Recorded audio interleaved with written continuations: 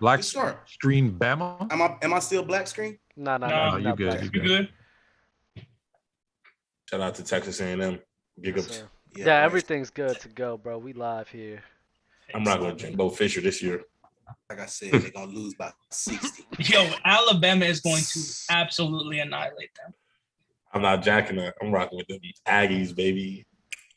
Go Aggies. Hey, well, you finna go out there and have to pick some cotton then with that Aggie.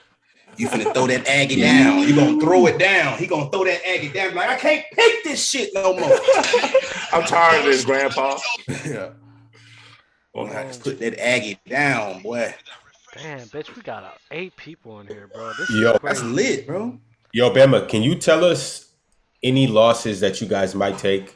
Realistically, realistically, the only loss we possibly would take if the LA Rams or the Tampa Bay Buccaneers so happen to come up in there and play us. That's ridiculous. But if it's a college football team, that shit is killed. 15-0. I'm gonna tell you 3 games. I'm gonna tell you 3 games on that schedule. I'm gonna tell y'all. Bama's not going. Bama's gonna act like. Bama's gonna act like these games are not going to be. Listen here, Ron. I'm listening, J-Rob. I'm listening. They're gonna have to go to. They gotta play Texas A&M that they lost to last year. Come on, Texas A&M, bro. They're gonna have to go to Arkansas. Man. They're gonna have to go to Arkansas this year. Light work. This man said to Arkansas. Y'all not watching. Y'all obviously didn't watch no football last year. J-Rob, the hardest game for Bama will be at LSU. It's gonna be at LSU. Where? At Arkansas. At LSU. It's gonna be at Arkansas. What's that called? What's that called down there? That Valley. All right. I agree with that. At LSU, I think at LSU. But the thing is, who's going to be the starter? It depends on who the starting quarterback for that team is. The dude who was hurt the last 2 years. I don't know. Everything else is light. I don't know. Everything for LSU, I think, will be solid, but you got to see with that quarterback. I don't understand like what y'all missing about. Y'all also better not sleep. Our whole team. No, Alabama. Y'all know. Alabama has the most talent, but Henry to a first round linebacker. Y'all better not sleep on Arkansas, Jordan Tennessee, Battle LSU, was a top 5 or DB. Texas A&M. What about the first game of the week? The first week. That shit killed. That shit dead. We ain't doing this. They are not back. What about that? What about that? I guarantee you, Alabama win air game by at least Jordan Battle, bro. Fort Lauderdale. Shout out. Another one from Fort Lauderdale. Y'all want to know another one from Fort Lauderdale? Dallas. No Cowboys Turner. Oh man, don't forget he was just a freshman last year and he racked up all of them sacks. He coming back another bigger, faster, stronger. Hey, any given Saturday, bro. We got 2 Andersons. They basically the same thing.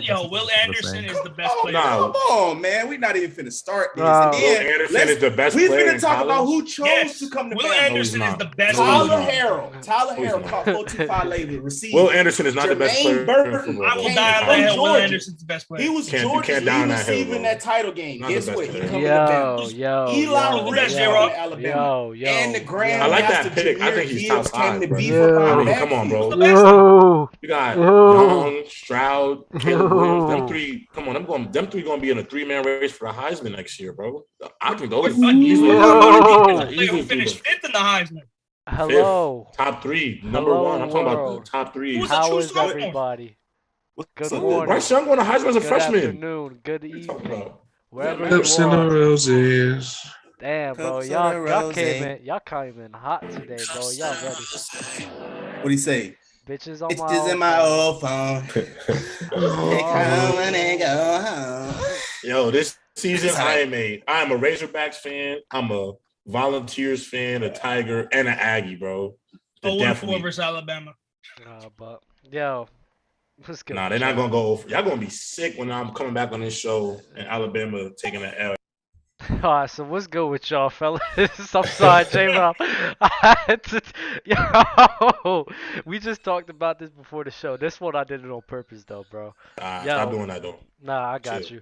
Nah, what's good with y'all, fellas, though? What's popping? We got a packed house today. Ron, what's popping?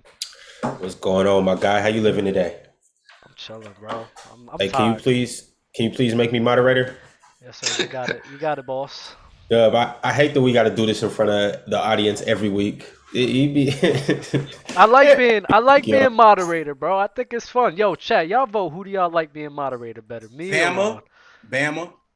I think I'll be the best moderator. I don't know about that. And the host. You gonna kick everybody. Be the first you gonna host, kick everybody out that thinks that Tua isn't gonna have a good year, bro. I'm not doing that. The reason why I'm the best host because where did the cups of the rose come from? When I fucking gave the intro. So like I said, I should be the best host. I got the most character. Intro. That doesn't mean you're the host, bro. What is the host is being able to set the crowd up or to set the panelists up to give their good takes. Yep. Cause see, hey, Bama started that touch my body too. Yeah, my character and charisma will just like really like set it off. Like set off the intro right now. Set off the intro right now. I want to hear that. Nah, it's too late. It's not too late. It's not too late. They already here. Hold on. Let me see who already. We don't need an intro. We don't need an intro. We just go. We like I am athlete or the pivot. Everybody knows who the hell we are. We just shout out to Jamarcus Russell. Shout out to Jamarcus Russell. If y'all didn't watch that interview, yeah. Y'all should go check that out. That was a hell of an interview. One of the best. It was a good interview. One of the best interviews I've seen this year. Shout out Jamarcus Russell. Yeah, those are the second and third best podcasts that I've seen next to this. I thought about watching that interview, but I'm just afraid it might be a bust. So no, it's actually. Hey, if you refer to him as a bust, call him the biggest bust because he was like that, man. That was the man, dog. And ladies and gentlemen, say hello to OJ No Sports. Let's talk about it, man. Hey, OJ. That boy, that OJ with the Pope in it. He got the Pope in it. How's your end, OJ? What was that? How's life on your end? It's been a while. Hey, man. So quick story. I moved to Tampa. I'm living in Richmond, Virginia now. I just birthed my son 3 weeks ago, so now I have 2 kids. A lot happened. Congratulations, bro. Congratulations. But life has been great. It's been beautiful, man. So yeah, I'm happy to be here and chop it up. Man, you went from like the mecca of sports lately to Word. Tampa Bay is busting Richmond. Pretty lame city, but I'll be here for 2 years and then I'll Rich what? go back to where I belong. Yo, Nick, you made it on back-to-back weeks, bro. How does it feel? How you living? Looks like I made the team. Oh, let's not go that far. Yeah, whoa. See. That's not. Yo, humility. You started off the show last week saying, "Hey, you might get a chance to be back on the show." Come on, don't turn but then you stole Bama's line. Nah, Nick, you keep that energy. You keep that energy, bro. Shady's back. Oh, this kid is amazing. I love it. I feel like Nick is a superstar. I mean, Nick Anthony, maybe you might. Nick, my dog. Nick is a star. He knows it's all me and Bama, we started out with beef, but we got a lot in common, and we coming for you, Dub. Wait, what? Oh, you talking about Tua? I keep forgetting about this little Miami Dolphin. Maybe, Ron, make me the moderator again. The moderator again. Nick, are you a Dolphins fan? Yeah. You from Miami, right? Yeah. Ain't nothing wrong with being a Dolphins fan. Are you from Florida or? Yeah. Oh, nice. Nah, I'm from Fort Lauderdale. Oh yeah, that's where my wife's from. Oh, nice. So like I know like all like the players from South Florida, they just all dogs. Yeah, man. St. Thomas is different, bro. Like when I was playing high school, we got their third stringers to come over. They were first team all count. Oh yeah, bro. Bro, it's ridiculous. It's ridiculous, bro. It's ridiculous. Crazy high schools down there. Crazy. Like Broward and Dade. Bro, American Heritage Plantation had more players drafted from one high school than a whole state did. Damn. Bro, it's what state was that? I don't even remember. They had 7 players. One high school. I mean, I can give you like 3: Maine, Rhode Island. Yeah, like those small. Pretty much those states. I know they clearing those states. Then you got Central. And then we got the other college, IMG. They basically IMG, bro. You got a couple crazy ones in Jacksonville. Tampa Jefferson. Shit, Apaka. Apaka was good. And Florida got was the problem. Like one time, I think it was Bobby Rainey and what's his name, the racist receiver for the Eagles was out there. Riley Cooper. Riley Cooper. Yo, shout out. Hey, that's how he felt. He said they weren't messing with him. Shout out to the guys in chat, bro. We got a lot of regulars on here. We got Zay, J Rock. We got new guys here. Gabe here too. We got new guys. Michael K. Shaquille McKissick, Music fan. I've been seeing you in the chat, bro. You've been here for. Hate this Tua Bradford, the man. King, Carlito, like you guys appreciate y'all for real. I love that. Cups to the Rose Dub, bro. Thanks for tuning in, man. Rose Dub. Appreciate y'all for here. That's it, bro. That's fire. I'm Drake. I like it, bro. Just know I'm Drake. I'm gonna make you cry tonight. Ooh, hold on. Who was that directed to? Everybody. Okay, that was a smart back. Because if I thought you were directing it, who you were directing it to, that was a good backpedal. That's all I'm gonna say. Oh, you talking about OJ? I don't know who. I got somebody in mind. We all know. We all know OJ's light work. Ooh. Called you light work, OJ. If it was me personally, I wouldn't take that. But I'm just saying. I was just throwing it out there. Well, I think we're gonna have a team draft later. I think team captains might already be set up. Dub and OJ. I don't know. We'll see when we get there.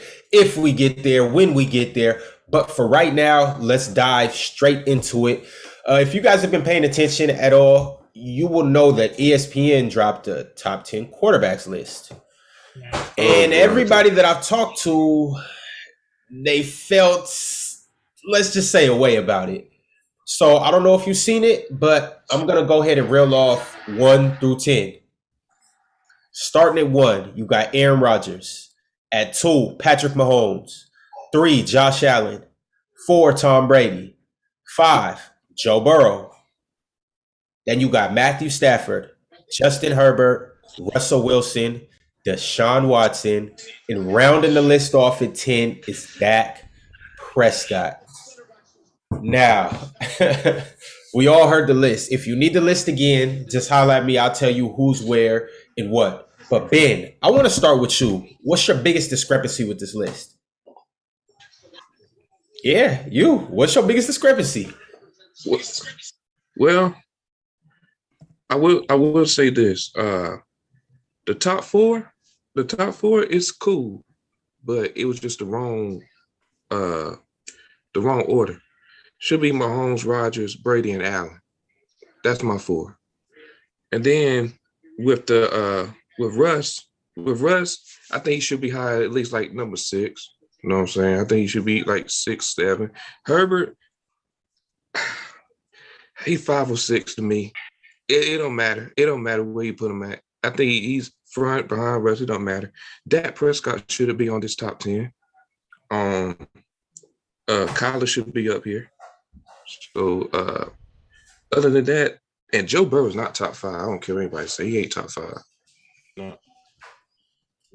OJ? So I agree with Ben in that the top 4 are solid. I mean, I personally like Mahomes over Rodgers, but that's close enough to where it's not crazy. I definitely think Joe Burrow is probably the biggest kind of like, sore thumb on there. I'm actually not crazy mad at it either, because one of my wildest take is I have Burrow over Herbert. But for me, the biggest what's wild about that? Kidding me is number 9, Deshaun Watson. That's this is my thing with Deshaun Watson. Oh, wow. Deshaun Watson should either be top 5 because we're assuming he's just as good as he was when he left off, or he should not be on the list at all. Like, what are we doing with 9? Like, it doesn't make sense, bro. Like, why is he 9, bro? Like, you don't think they're just acknowledging the fact that he's around? When he last left, when we last saw Deshaun Watson on the football field, which we have to give him that benefit of that, he's a top 5 quarterback. Either have him top 5, or if your argument is we haven't seen him in such and then take him off the list. But 9 is just so arbitrary; it makes no sense to me. Bama, would you like to address the elephant in the room on this list? Yeah, I thought y'all was gonna address it. First off, Brady should be 1. Oh, he ain't on here. Brady should be 1. That's just notice that now. No, I don't disagree with that. I don't disagree about that. Because no debate. First off, what did Aaron Rodgers do in the playoffs that show you that he's better than Brady? Okay, so because winning is the ultimate bottom line. All right, cool. So that top 4 is all right. You can play with it right there. Fortunately, personally, I wouldn't have Josh Allen that high. And then Who I'll put it in number 4 slot or that top 4 slot is the dude that's not even on the list. Thank you. He has a bum team with only running backs. All the running backs get hurt. His whole defense get hurt. They go from 8-4 to miss the playoffs because why? He's not there. All right, now you don't even put him on the list. He's only 24 years old. Within those first 4 years of his career, he won an MVP, and he's took that shit team to the playoff 4 years consecutively. A lot of quarterbacks that's on this list, like Dak Prescott, only got 4 playoff appearances in 10 years that's coming up because it's going to be his 10th year. So he's been in the league 10 years, 4 playoff appearances. Lamar been in the league 4 years, 4 playoff appearances. But he's not on the list. And he was an MVP. A lot of them other quarterbacks wasn't MVPs. Aaron Rodgers, I'll give you that. Tom Brady, I'll give you that. Russell Wilson, give you that. Those MVPs, those some guys that showed you, hey, man, I could get it done in this league and I can win. But the fact that you got Herbert, Burrow, I give you Stafford because Stafford did have a good year. I got to give him that. I got to get my hat off. I got to give credit where credit due. So I give you Stafford.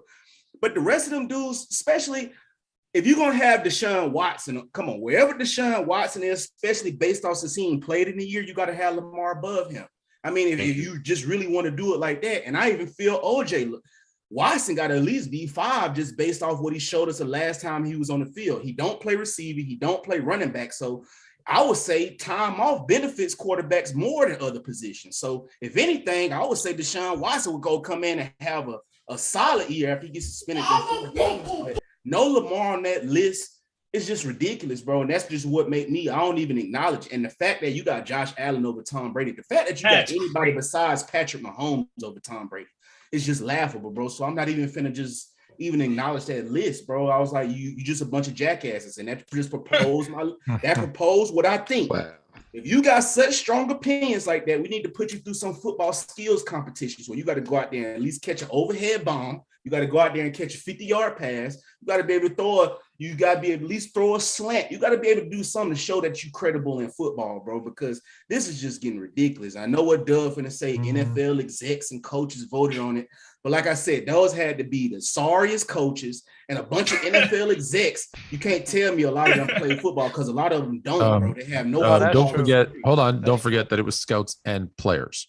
Oh, like, man, like we're blaming ESPN. You remember when Ryan Leaf? You talking about the same scouts that had Ryan Leaf the first round? I'm just saying, it's not ESPN. It's league executives, coaches, scouts, and players. That's just so we know where the blame goes for this list, because Lamar Jackson not being on this list is a travesty. Thank you. It's a travesty. That's a joke. The other ones, listen, Aaron Rodgers, I get it. All these guys love Aaron Rodgers. They want to fucking toss his salad. I get it. But he shouldn't be at number 1.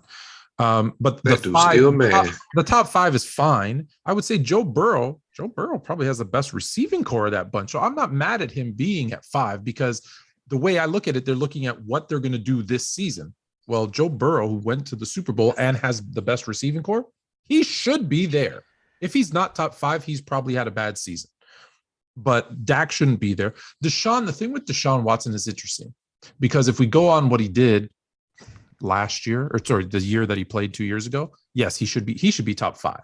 I would have probably have Deshaun Watson at 10. And the only reason is he's a top 10 talent. But we don't know. Is he going to come in rusty? Is he going to jive with his receivers? Are they going to have their timing? Yeah. Is he going to miss the first 6 games? Is he going to miss the season?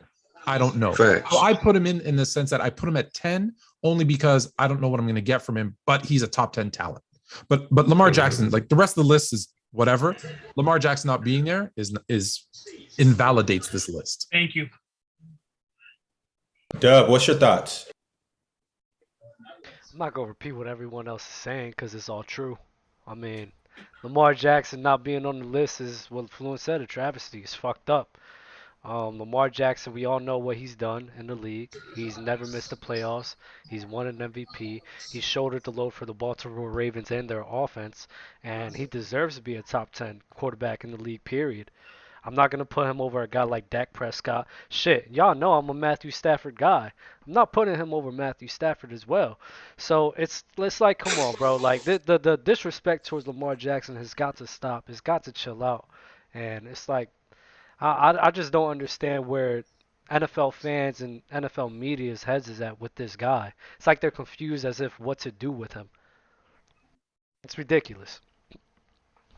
I ain't even mad at Stafford 6. He played well. He should play it. And now adding Allen Robinson, he should be. Listen, Josh Allen over Tom Brady's league's world disgusting, bro. That's disgusting. It's not even. There's nothing. Tom Brady is even. I think it's Rodgers. I don't have Aaron Rodgers over Tom Brady. Aaron Rodgers over. Wait. Everybody's sitting here. Aaron Rodgers. You're more mad at Aaron Rodgers. Throws the ball. Hold on, wait. You're more mad at Aaron Rodgers being over Tom Brady than Josh Allen. Because I don't understand. Okay, I feel y'all like, all right, regular season, he does do good, bro. But at the end of the day, the elephant in the room is he loses to the same team every time he faces them. The only time he don't lose to the Niners is if they don't make the playoffs. It don't matter what type of record the Niners have, what type of quarterback they have, he's going to lose to the Niners. So I can't just sit there and just be like, oh man, he just so good, knowing that he has. They're not losing, yeah. I mean, I see where you're coming from, but dang. No, they lose to the Niners. They lost to Kaepernick twice. He lost to Kaepernick J-Rob twice. Said, oh my God, why y'all making this? Oh my God. Bama, this goes against everything that you're saying, that you talk about. You the main guy that says, oh, it's not QB and QB. These QBs ain't going up against the other QB. They're going up against their defenses. But look, how y'all talk about guys like Aaron Rodgers, y'all talk about Aaron Rodgers like he God, bro. How we hype up Brady. Brady would have got the job done at least 2 out of those 4 times. Brady's better than him. We all know Brady's better than him. Brady would have got the job done at least 2 of those 4 times. You tell me Josh Allen's better than Aaron Rodgers. Thank you, OJ. 2 consecutive MVPs, full stop. Like, argue that. Good luck. Have fun arguing that. You could spin it however you want to spin it. And I agree with you with the whole choking in the playoffs. 2 consecutive MVPs. The last MVP. I don't think he should. I think Brady led him in yards and touchdowns. Bro, Brady should have won it, but everyone say Brady had better numbers than Rodgers in touchdowns and passes. So let's not get Brady's only 4 because they keep betting on him. They think he's going to drop off. They're waiting for him to drop off. Listen, bro. I'm a Bucs fan, big Tom Brady supporter. Tom Brady's perfect at number 4, bro. Brady's not better than Josh Allen, Mahomes, or Aaron Rodgers. What? Why not? No, that's not. Yo, Tom Brady should leave the Buccaneers. No, wait. Hold on, everybody. So, in case you don't know, we're going to do a whole NFC South breakdown. That's actually why we have OJ on the show, because I wanted to bring a fan of the best team in that division on the show. But OJ, you just hit us with the crazy twist. So you're a Buccaneers fan. Tom Brady's you guys' quarterback, and you don't believe he's the best quarterback in the league. After putting up the numbers that he's put up and just the career that he's had, can you please enlighten us? No. He feels he's, I'm sorry to speak for you, he's going to have the 4th best season this year. That's what this is, right? And who does he have right now? He's got Mike Evans. Chris Godwin's going to be hurt. That's very true. He's gone. Don't forget about he got Russell Gage over there. Okay. Yeah. Okay. But I'm like it. Brady's the guy that for the last 10 years we've all doubted, and that's the problem. The way you guys are judging Brady, here's the problem. The way you guys are judging Brady, you're judging him on an age curve. That's the problem. I don't judge Brady on an age curve. I don't judge him more impressively because of what he's doing at the age he's doing it at. I judge him. What the hell, bro? Can I get in? Go ahead, J-Rob. I see you guys are saying, he's not falling off. He's just okay. That's impressive. Wait, J-Rob, before you say something, I gotta say something to Bama. Tom Brady has been getting his ass beat by the Saints for 2 years now. Go ahead, J-Rob. You beat him in the playoffs, Dub. Stop it. Before we get, I'm just saying. I don't think that matters. He played to get a ring. I'm just saying. That's why y'all like Aaron Rodgers. Y'all like Aaron Rodgers because he comes up short when it's time to get a ring. That's how I know all you Aaron Rodgers lovers will never get married. I'm going to say that all you Aaron Rodgers lovers will never get married. You was an Aaron Rodgers lover. At the end of the day, this man has lost to one team in every phase you can lose. They are 22-2 at home in the playoffs. Took an L. And guess what people finna do? It was his defense. It was his special teams when the score was 10-6. So you gonna find somebody else to blame but the guy who y'all just say, oh man, the number 2 quarterback in the world, right? He only could put up 6 points. And don't in a situation like that with Mahomes only put up 6 points. I'm with Bama. I'm absolutely with Bama. So how many times y'all saw Mahomes lose and only put up 6 points? Bro. How many times you saw that from Brady? Can we let J-Rob go? Because I haven't been listening to what you've been saying.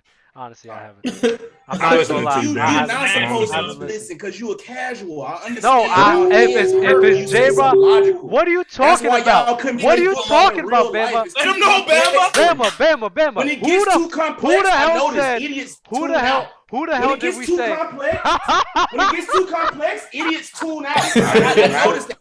So now I realize what type of show we have. We're moving on. I gotta talk like a No, Bama, it's called moving. Rodgers just look better because we're arguing for no fucking reason. Because who here thinks that Aaron Rodgers? Ain't this a debate show? But you just said that a week ago. You just said that a week ago. This is a debate show. Bama, listen to the damn topic that we're talking about. Who's saying that Aaron Rodgers is better than Brady? So you're talking to a him being 2 and Brady being 4 is saying that Brady is better than Rodgers is better than Brady. We have no rebuttals for you because we all agree with you. So why are you even going off like this? That's why there's no reason to talk anymore. That's why I'm not somebody listening. Play some Drake for this man. Play some Marvin's Room for this dude. Go ahead, right now. J-Rob. Please say what and address. Because his pussy hurt right now. And address OJ. Yeah, there we go. Address OJ my for what he said, hurt. saying that. That's all I hear right now. All right, so I'm gonna address OJ and I'm gonna address the list. So OJ, this is what happens. This is what happens when you have nothing to say. People resort to insults because they have nothing else to say because they know they're dead ass wrong. You dead ass wrong. Okay, Bama, let me go. We have a long show. You can get back to him later. So OJ, first things first. Tom Brady ain't on no learning curve. Like he ain't on no age curve. He's been competing at the same level as everybody else. No. I just want to be clear. I'm saying the way I hear you guys saying you're grading him on a curve because you're more impressed with what he's doing based on him doing it. Well, he threw more touchdown passes and more yards. So if you want to go by like for the MVP, I mean they have an argument both ways. Personally, I think Tom Brady or Patrick Mahomes should be at 1 on this list. Aaron Rodgers, though, I'm not going to be mad about that because obviously, I will admit, 2 back-to-back MVPs. Okay, you got to give him his flowers. So if he's at 1, fine. My biggest issue with this list, honestly, and I'm not even looking at. And after you tell us, we get your top 5 too. After you tell us. Yeah. So when I look at this list, the only guy who I would take out the list is Dak Prescott, and I replace him with Lamar Jackson. But when I look at this list, the big picture of it, I think personally, the league is still traditional in their ideas of what they view a quarterback.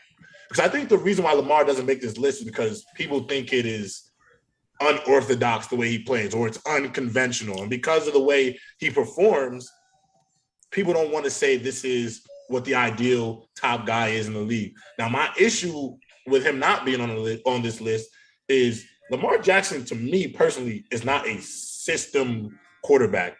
He is the system. Yes. Like, he is the playmaker. He's the guy who makes nothing out of something for that team. And people don't ever realize that. You know, the Ravens were the 3rd worst team in the NFL in drops this past season. Everyone talks about how limited that offense is with the way we run this 3 tight end set. When Lamar didn't do that in college, he didn't run this 3 tight end set where he got 2 tight ends running crossers, somebody going deep. And I'm not going to lie. I think Greg Roman's passing concepts are pretty remedial. I think they're easy to guard, and that's why they have not had as much success in the passing game. But also looking at this list, I guess you got to be tuned to the fact that we're looking at who we think is going to be great this season. I'm sorry. If we're looking at who's going to be great this year, how can you sit here and tell me that Dak's going to have a better year than Lamar? Since Lamar's entered the league and since 2019 to this point, when has Dak played better than him? And Ben, you may hate me for this. But even Russ, from 2019, from the MVP season on, has Russ clearly been better than Lamar in the last 2-3 seasons? It's debatable. I'm not saying Russ isn't better. I'm just saying that's not ridiculous at all. That's not nothing about that is. And you look at the moment Lamar Jackson has been a starter in the NFL from 2019 to this point, he's been a lot more effective than Russell Wilson. That's just me calling the reality of us watching these football games. Can I hear your top 5, J-Rob? Go ahead. Finish that. Joe Burrow, what? I like where you're going. I say I like Joe Burrow too, because I also like the point of I think Joe Burrow of the group has the best receiving core. So him being top 5, top 6, I probably wouldn't put him top 5, but him being in that area 5 through 7, I'm not mad at that. Because if you have the best wide receiver core in the league at the talent level Joe Burrow is at, I'm rocking with him. And I'm on the side of Joe Burrow being better than Herbert. I know that everybody don't feel that way because I think Justin Herbert has – people think Justin Herbert – and really the real issue is – It's 5 of us up here to think that. So the majority rules. But I'm going to tell you why, like, when you go on, like, the Discord and stuff, people get mad about this Justin Herbert. I'm going to tell you why people get upset about Justin Herbert versus everybody. It's because Justin Herbert throws a really pretty ball. He throws – it's not even just the wins. He throws a pretty pass. The ball – he has a strong arm, got the cannon like Allen, and people love it. And people fall in love with that. And I feel like that's the reason why guys like Lamar Jackson don't get put on risk like this, because people don't look at him as like a Matthew Stafford or a Josh Allen or Herbert with his beautiful arm, because Lamar throws a bit sidearm.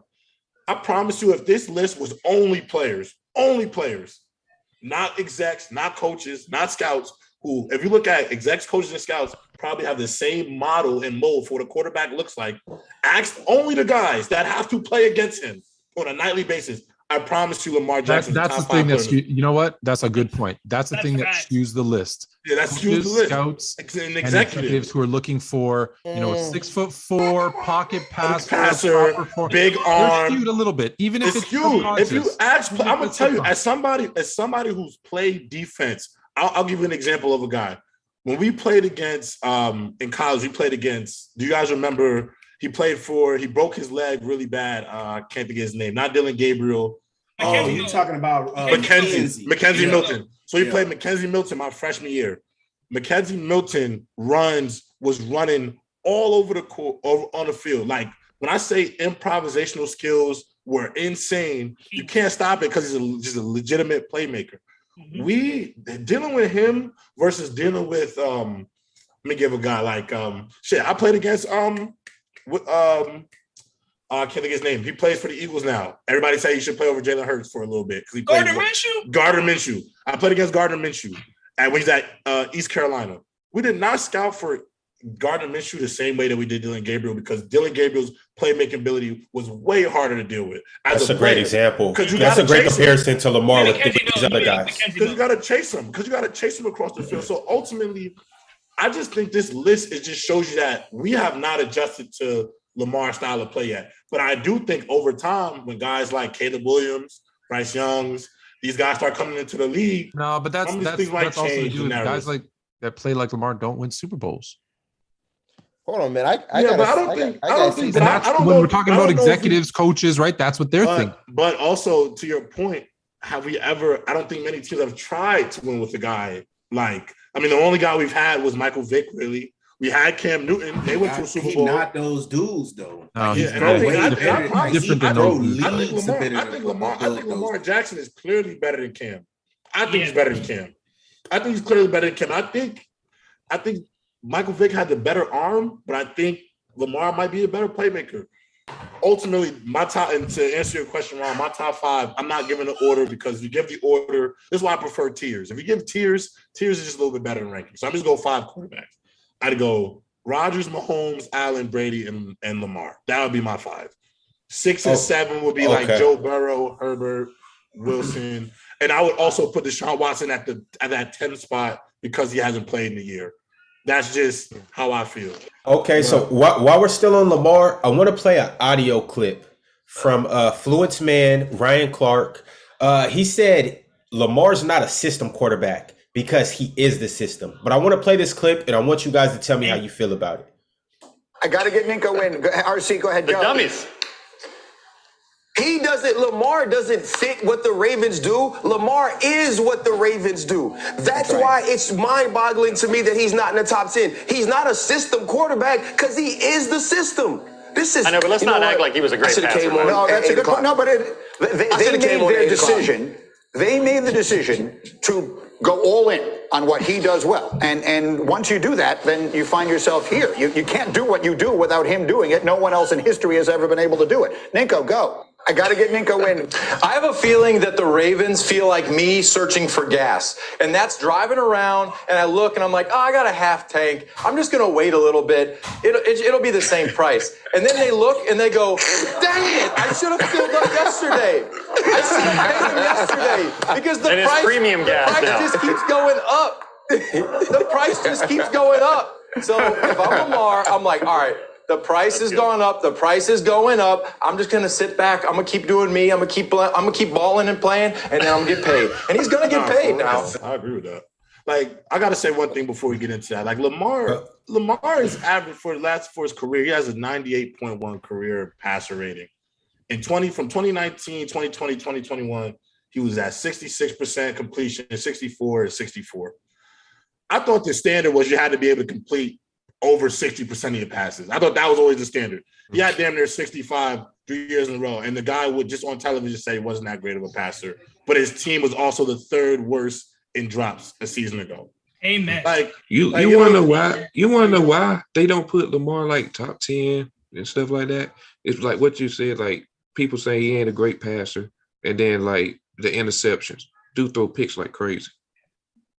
So here's my thing, man. I completely disagree with. That's Lamar's picks like crazy. He doesn't throw picks like crazy though. I completely disagree with most of you guys on this Lamar Jackson take. You guys are not having an honest conversation about this, bro. So I hear you. You guys are saying the same things I hear. You guys are blaming Greg Roman, right? Greg Roman was the offensive coordinator when he won MVP. They're doing the same thing. Do you want to know why the system is ran how it's ran for Lamar Jackson? That's a reflection of his deficiency as a quarterback and his inability to be proficient within the pocket. Talk to us, RJ. It's built how it's built. So I don't want to hear none of that, Greg. How is it? Wait. Explain to me his completion percentage. Real quick. Number two, Lamar Jackson takes a break. Takes a break due to injury, and Huntley comes in. That offense looks just as good, bro. He's just as productive as Lamar Jackson. Let's not act like the defenses are not. He's not just as productive. So his name could be Lamar Huntley. That's what you're saying. What was that? His name could be Lamar Huntley. Tyler Jackson. No, what I'm saying is that when I see Huntley there, I don't see a big difference, bro. They're like the same guys. Why would they bring in a player that doesn't fit the system that they run with him, though? You know what I'm saying? They're not gonna pick up Joe Flacco to run that offense. Yeah, it doesn't make sense to have a completely different style. Y'all not finna convince me. Y'all not finna convince me that Lamar can't throw the ball when he ran the same offense he had with Kaepernick, Tyrod Taylor. So he putting their inconsistencies off on Lamar. Lamar showed you when he was Bobby Petrino in a spread offense, I can get it done with 5 wide receivers out there. So y'all not finna just convince Lamar Jackson has the most wins before turning 25. Cool. Hey, here's my response to that. Cool story. I didn't see it last year. What the hell have you done for me? They was 8-4. 8-4, he got hurt. By Lamar not being top 10. Hold on, but Watson's 9. You didn't see Watson last year. What about Deshaun Watson? Deshaun Watson was 4-12. So Deshaun Watson could be on the list, but Lamar can't be on the list. Deshaun Watson was busy. Come on, bro. Brother. Yo, time out. On, bro. Can I hear where everybody has Lamar Jackson in their top 10? Dub, starting with you, or if he's there. I think he's top 5 for me, but I think he's 5 or 4, one of those two. 5? It's between him and Josh Allen. But OJ, I want to hear what I want you to know because if you are going to sit here and say that, all right, Huntley being there, they're still being able to play highly in your opinion and everything like that. Why not so much highly, but it's indiscernible the difference. Okay, cool. Why come you don't come at Tom? Wait. Why come he doesn't come at Tom Brady for when they got other quarterbacks in his position being able to play at a high level? Or being able to win games. Why come you? He's saying back a bunch of years when like Charlie Whitehurst, White Horse, White Hair, whatever. No, it's a lack of consistency. If you're not gonna knock, what they gonna have? AJ McCarron. I just don't understand. If you're not gonna knock Brady, because I know you're not gonna knock Brady for that. Don't knock Lamar Jackson for that. Thank you. Don't do that. That example was so sloppy and incoherent. Sloppy and incoherent. You're mad at a guy. You're mad at.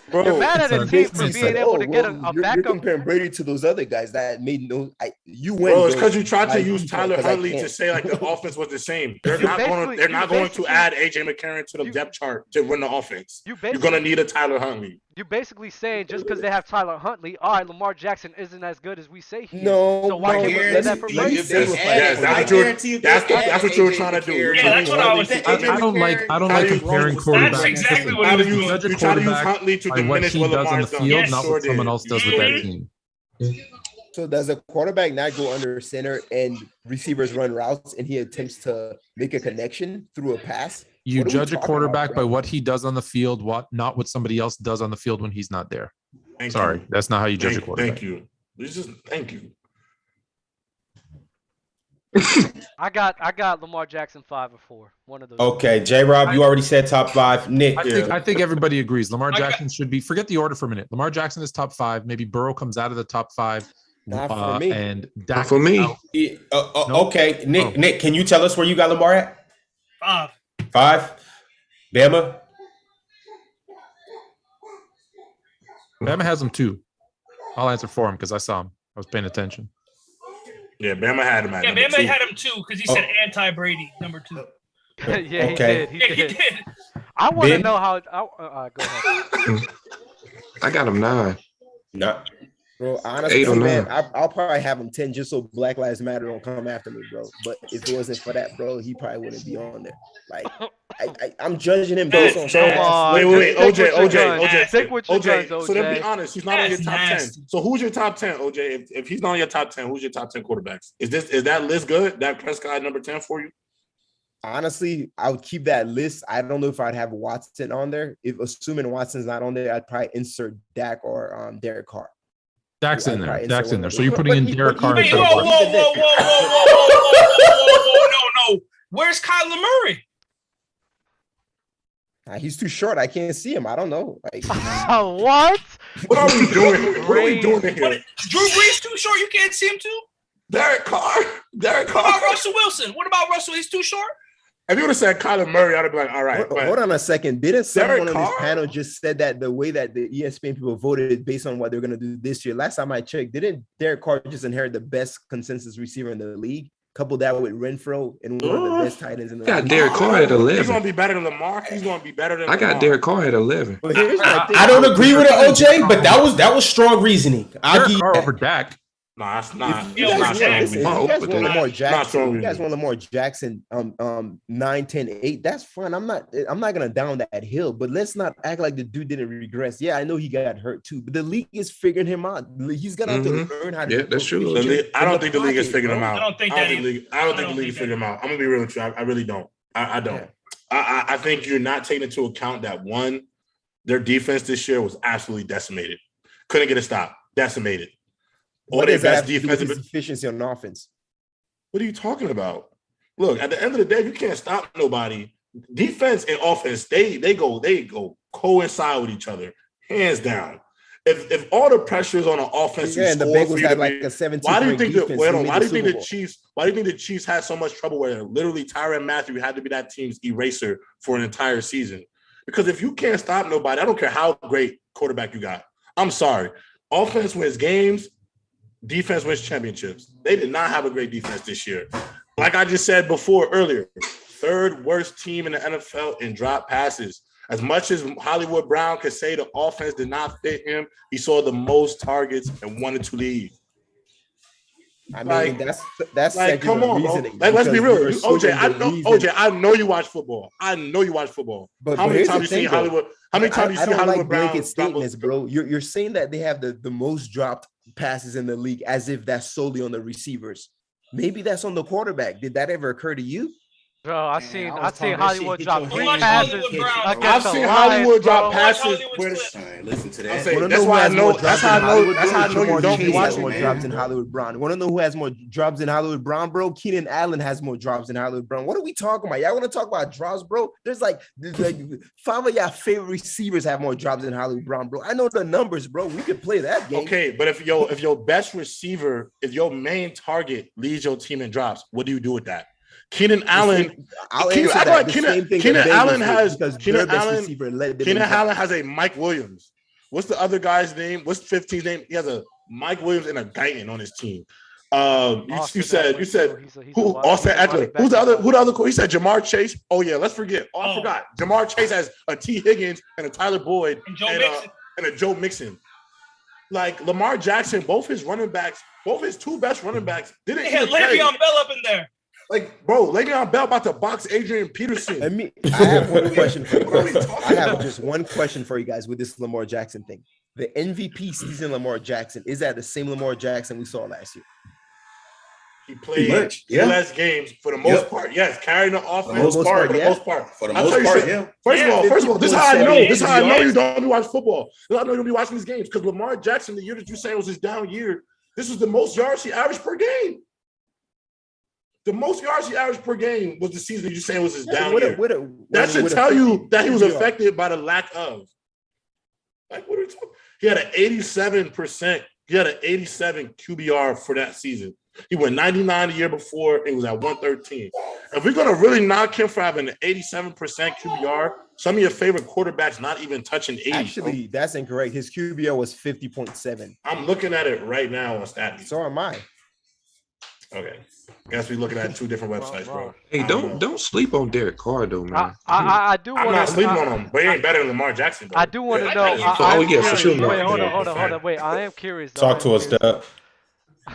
Forget the old Lamar Jackson thing. I need to know why Josh Allen is better than Tom Brady. And super chats, I see you. I'm gonna get to you in a second. Why is Josh Allen better than Tom Brady?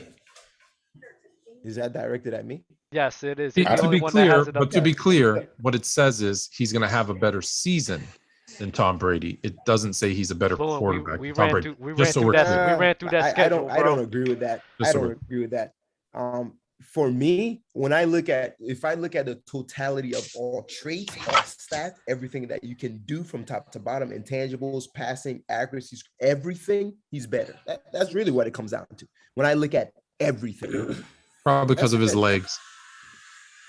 His legs, bro? Did you see what Josh Allen was doing in the playoffs? Come on, man. Come on. Let's not do that, bro. It's a playoff thing. Tom Brady wasn't doing anything in the playoffs? The reason Tom Brady led the NFL in passing. Had the most yards and touchdowns. Like, why? Without AB or Chris Godwin. Without AB or Chris Godwin. 50.7, by the way, just to go back last year, is QBR. Hey, so I was right. Oh, OJ knows sports. If y'all watching this video, if y'all watching this video and you ain't like the video, bro, you gotta like the video. I don't know what you're doing. This free content up there. You might as well like the video, bro. Let's not do that. We've been on air for about 47 minutes, and we got about phone to start doing this shit. 46 likes. That's a like per minute. Come on, y'all. It's more of y'all in there. Let's get the likes up. Let's get the subscriptions up. Also, comment in the chat. Speaking of commenting in the chat, we got a few super chats. My man Travis Lindsay, shout out to Travis Lindsay. He said, Dub, what you got coming that we talked about on live with JD? Is this a backstory or something? What's going on with this, Dub? Travis. Oh, I gotta hit him up. I forgot about that. Travis, I'm gonna hit you up on IG, bro. Or hit me up. I gotta talk to you. But yeah, hit me up, bro. Next super chat. Trent tapping in twice. Trent really got smoke for y'all. Trent said the Lamar disrespect is so wild. Thank you, Trent. Thank you, Trent. He's like, chill. Ain't no way I'm hearing Burrow over Lamar. Who said Burrow over Lamar? Somebody said it. Somebody did. I don't think anybody said that. Well, I think he's just saying it in general, though. Well, I mean, OJ clearly has Burrow over Lamar.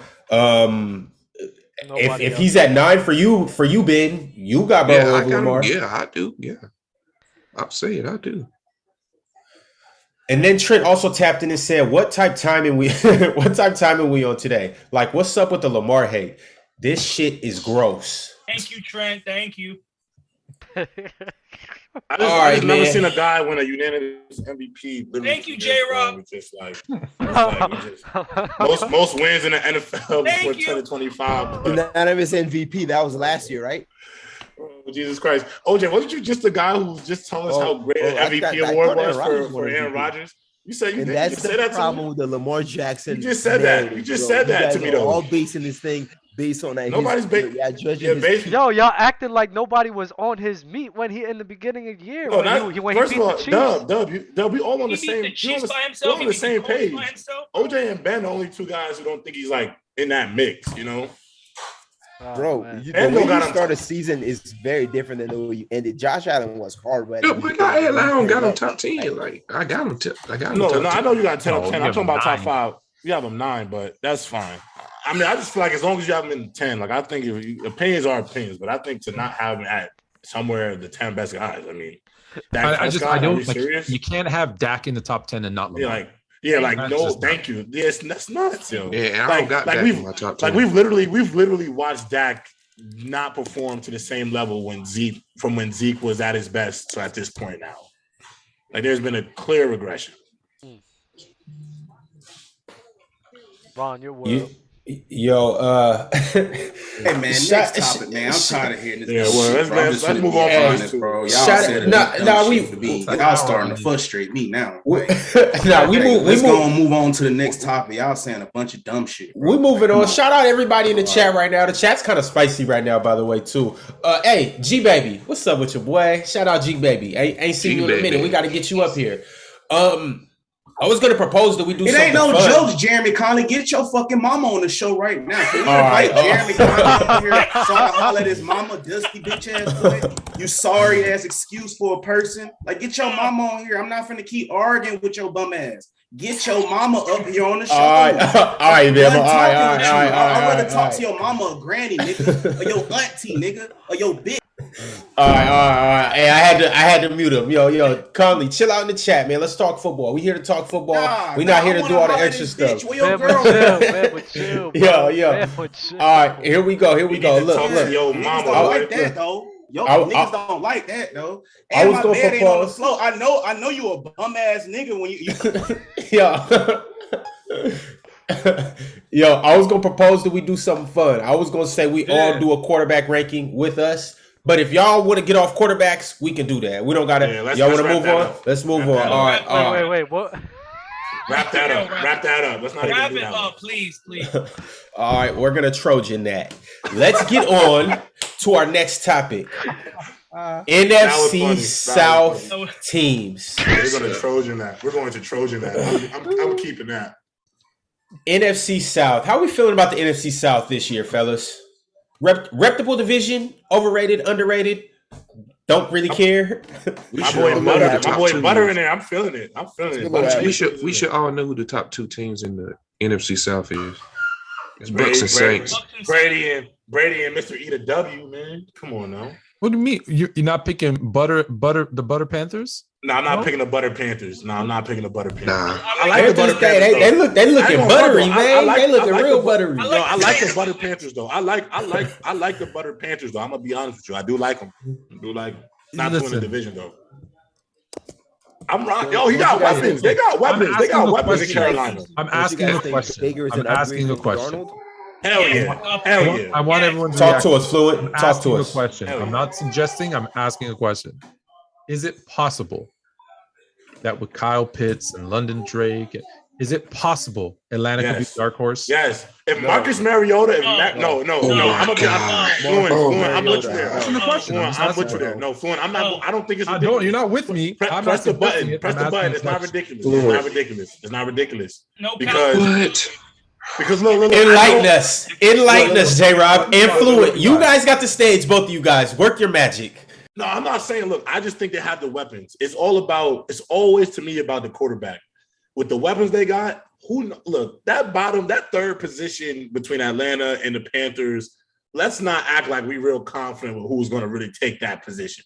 Because, I do clearly think, OJ asks, who do I think is Sam Darnold? I mean, is Baker an upgrade from Sam Darnold? Yeah, but that's because Sam Darnold is really bad. Like, he's been so terrible. He's so terrible that, I'm not going to lie, Tyrod Taylor would have been an upgrade. You know what I'm saying? There's a lot of guys who probably would have – I think Jacoby Brissett might have been an upgrade from Sam Darnold, unfortunately. But I do think if Marcus Mariota has some sort of, resurgence – that's why Arthur Smith is in Atlanta now, right? I think that was his OC, I want to say, in maybe Tennessee. I'm pretty sure. So there's a reason why he went to Atlanta. That's why he went to Atlanta. Yeah, that's why he went to Atlanta. Look, some guys just kind of know how to get the best out of certain guys. They work in whatever they do. I'm not gonna say it's impossible that Marcus Mariota and the Falcons, for some reason, be the third team in the NFC South, might be in a wild card game. I'm not going to say it's ridiculous or impossible. That's the reason I asked is because I don't think it's impossible. What do we? I don't know what we're going to get from Marcus Mariota. I do know that they got a great tight end, a really good tight end in Pitts. They got their rookie wide receiver Drake is nice. Like if he's anything like he was in college in the pros, Mariota can use his legs as well. There's not a lot of good teams in the NFC. There's really 4 good teams. So that's why I'm wondering. I'm not going to put myself out there and put any money on it, but I'm it might be better than it's possible. Yeah, I think it's possible. I totally agree. But are they going to be better than a team like the Commanders? Say that again. Are they going to be better than a team like the Commanders? I think they could be better than they could be though. I think they could be. They could be better than the Commanders. They could be better than the Panthers. I don't think they'll be better than like the Vikings. Just what? How many teams? 16 teams, right? 16 teams. Okay, so they're gonna be. They could be better than the Commanders. They could be better than the Panthers. They could be better than I'm not sure. I'm not sure. Giants. Sorry, they could be better than the Giants. They could be better than the Bears. They could be better than the Lions. Yeah, I don't want to hear. They could be better than the Eagles. If Jalen Hurts ain't playing good, if Jalen Hurts, they made it to the playoffs. Nah, J-Rob, I'm hearing you, J-Rob. J-Rob's spitting right now. No, he's not spitting. Nah, J-Rob spitting. He said it. He said it that way. You said it that way because you knew it was like, I don't want to jump off this. I don't want to jump the gun. Yeah, I don't want to jump the gun. But if Jalen Hurts doesn't put it together, then. But just think about it. Even last year when he did it. Wait, hold up. Even if Jalen Hurts makes, what you mean?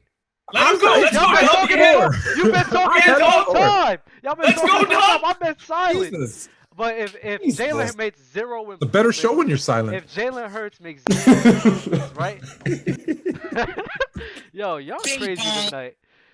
Y'all is crazy tonight. Bro, y'all said the Vikings, bro. If Jalen Hurts makes zero improvements, at worst they make the playoffs because they made the playoffs last year. The Eagles thing I think is crazy. But I just named off 8 teams that they could potentially be better than. You think they could be better than the Vikings? Yeah, of course they can. It's an odd year. Go look at the Vikings record every odd year. I'm never going to be too high on Kirk Cousins. Go look at the Vikings record every odd year. So there's a possibility, right?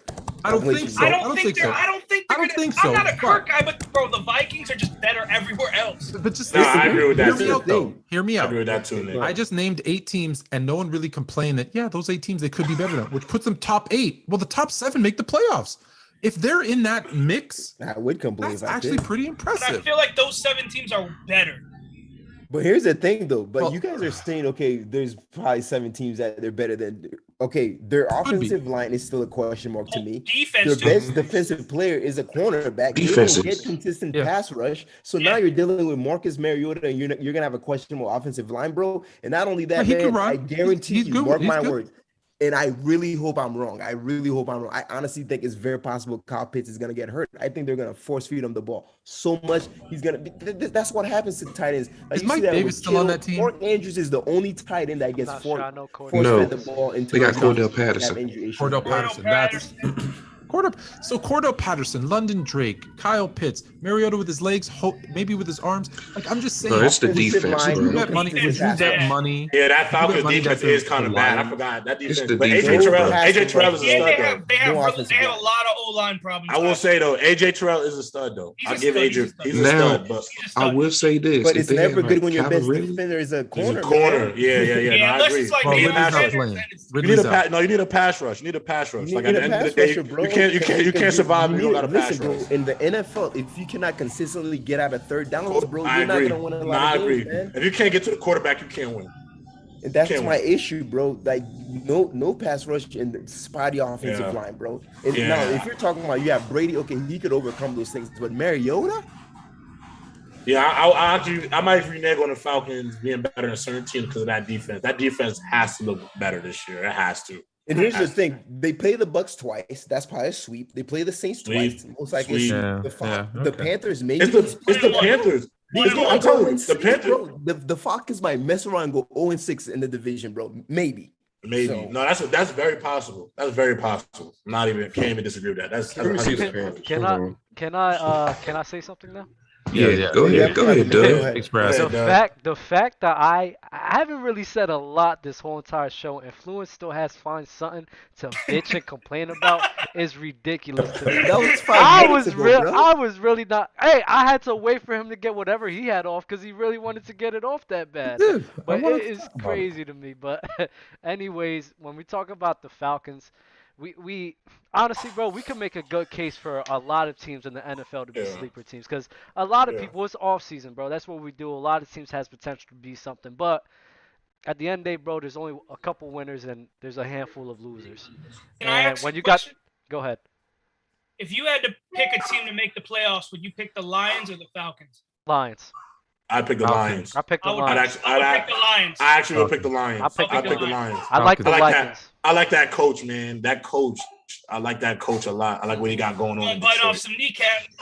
Yeah, I like what that coach is doing. Lions got some magic be happen. I think the Falcons is a little bit, they got a lot of make more things happen than what they got over on the Lions. Like you said, Marcus Mariota, we don't know what that's going on with that. Yeah, the offensive line is bad.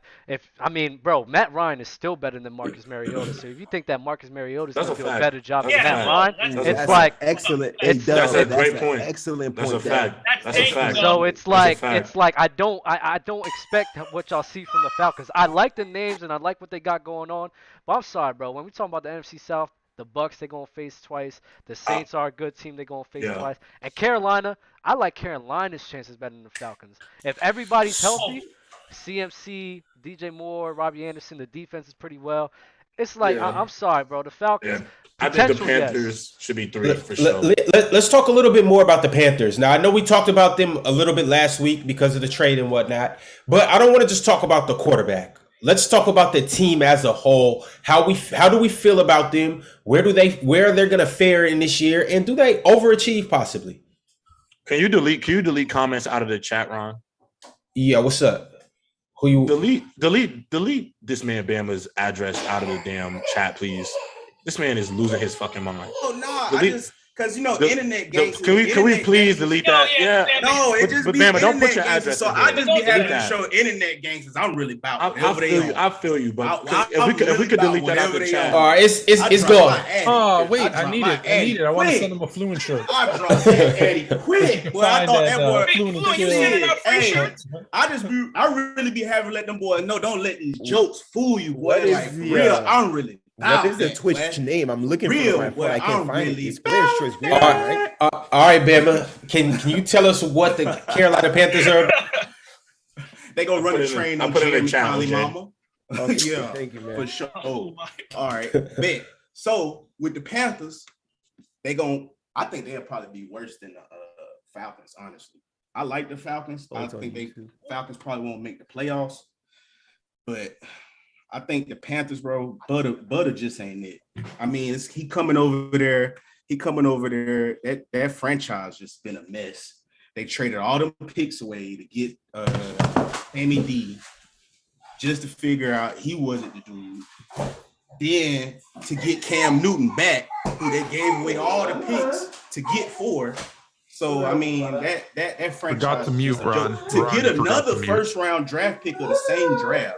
Both of them dudes was in the same draft. Sammy D was third, Baker was first. Mm-hmm. So it's just like, bro, then you drafted another quarterback. So I mean, it's just like I'll tell you something though about them Panthers though that people need to make sure they understand.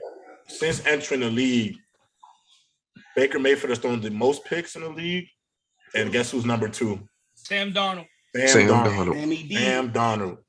So ultimately, we got to just see how that plays out. I do ultimately Matt Corral, whatever. Matt Golden Corral. Matt Golden Corral will be the starting quarterback. All three of them will start one game. Yeah. No, Baker. I don't think Sam Darnold's starting. I think Carolina's gonna be worse than Atlanta. I just asked the question about Atlanta. I'm not. Like I said, I don't think. Does anyone here? They got too many weapons out there. You said what happened? 7 games. I gotta look at that. I gotta look at their schedule real quick. I gotta look at the schedule. Bruh, that Panthers offense, bruh, Besides the quarterback, the Panthers O line is shit too, y'all. I'm just let y'all know. But they got playmakers. They got playmakers with DJ Moore, Robbie. Yo, but I do gotta say one thing too though about OJ and Doug. Y'all talking about Anderson are the two most mid playmakers. Marcus Mariota probably better equipped to get that nasty O line in Atlanta than Matt Ryan is. Super mid. Bro, yo, OJ, DJ Moore's what? Mid? Bro, you have your elite players. And and then you have mid, and then you have bro. If I'm putting into three categories, DJ Moore's average. 3 categories, what? No. You can't have that. Yo, mid can't be the second category, bro. It can't be the second category. Mid can't be the second category. DJ gotta be elite. Gotta be elite good. Who's in your elite? Only the top 10 or top 15 gotta be elite good than mid, bro. Can't be. Chris Godwin's gotta be to mid. me. Chris Godwin's way better than DJ Moore. You think? It ain't no way. I think so too. No, I think Chris Godwin is better than. Godwin is better than Moore. Godwin is clearly better though. Godwin is clearly better though. It's clear. You don't like Wade? Let me take away Wade. He's clearly better. He's clearly better than DJ Moore. I will say this though. In DJ Moore's defense, part of it is who's thrown to him. Going in the rock. Yeah, he doesn't have a quarterback. I definitely am on the free DJ Moore train for sure. Because I think there's so much left in his tank that I think will get wasted in Carolina if it don't go. Bro, J-Rock, this man had three consecutive 1,000 yards with Sam Darnold with Sam Darnold at quarterback. Word. So the reason why I don't hang my head on them 1,000 yards because they throw the ball a lot more than what they used to throw the ball.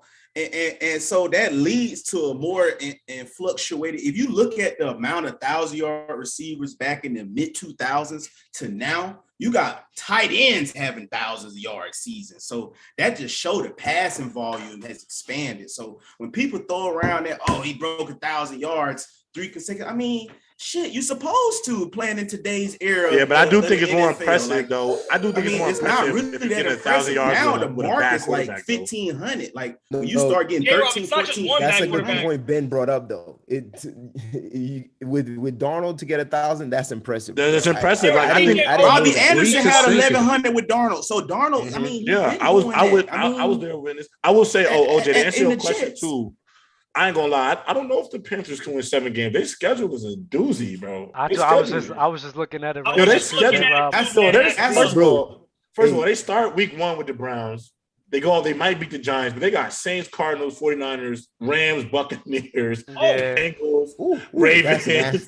Their schedule is nasty, bro. Yeah, no. You know what's funny, bro? You know a team is sorry when it's easier to do the math on how many games they'll win versus if the Bucks look at how many games they'll lose. I don't know how many games they win in this year. They might win 7. But I don't think Carolina's losing because of their talent. It's mainly losing because they're going up against some hitters. Yeah, they losing because they're gonna be as good. Yeah, they're gonna be losing because they won't be as good. That's why they'll be losing. And the quarterback position is a massive question mark. Bro, they lose it because they're going up against some hitters. Like I ain't gonna lie, bro. I'm gonna tell you something that's crazy, bro. They play the Lions on Christmas Eve, and I think I'm gonna bet the Lions to beat them. Why is that a Christmas Eve game? Like, who wants to watch that, bro? But the Lions is a bad. No, the Lions always get the holiday games. The Lions always get the holiday games. I'll argue, bro. Like that. Jared Goff is way better than what y'all give him credit for. Yeah, you're right. I'm on that side too. I'm on that side too. Jared Goff's top 18, 17? Y'all may hate me for this. I would even stretch and say 15, bro. Like, y'all may hate me for this, mid-tier. He's a legit mid-tier quarterback. Y'all hate me for this, but I'd rather have Jared Goff than Carson Wentz. I can't. That's not ridiculous. That's not crazy. Can I get the button? Can I get the button? Can I get the sound? That's not ridiculous. That's not ridiculous to say that. Nah, bro, Jared Goff is slept on, bro. A lot of people disrespect him crazy. Like people forgot when they went to the Super Bowl, he finished 3rd in MVP the year they went to the Super Bowl. He was bugging. Sorry, people get slept on now. An inside veteran told you what the problem was. He said Jared Goff wasn't bad. It was just for what Sean McVay was trying to do. He did not have the patience to develop a young quarterback. He wanted a veteran to get up in his offense so he could open up the playbook a little bit more. He got Stafford, veteran, did that, and he won the Super Bowl with it. Yo, can I ask y'all all one question? This is really a question I've been thinking about for a while. Couldn't wait to be back on the show to ask y'all this. And be dead honest, y'all. If you were to replace Matthew Stafford this season on the Rams with Derek Carr, are we talking about Derek Carr the same way we talking about Matthew Stafford right now? I don't think they win.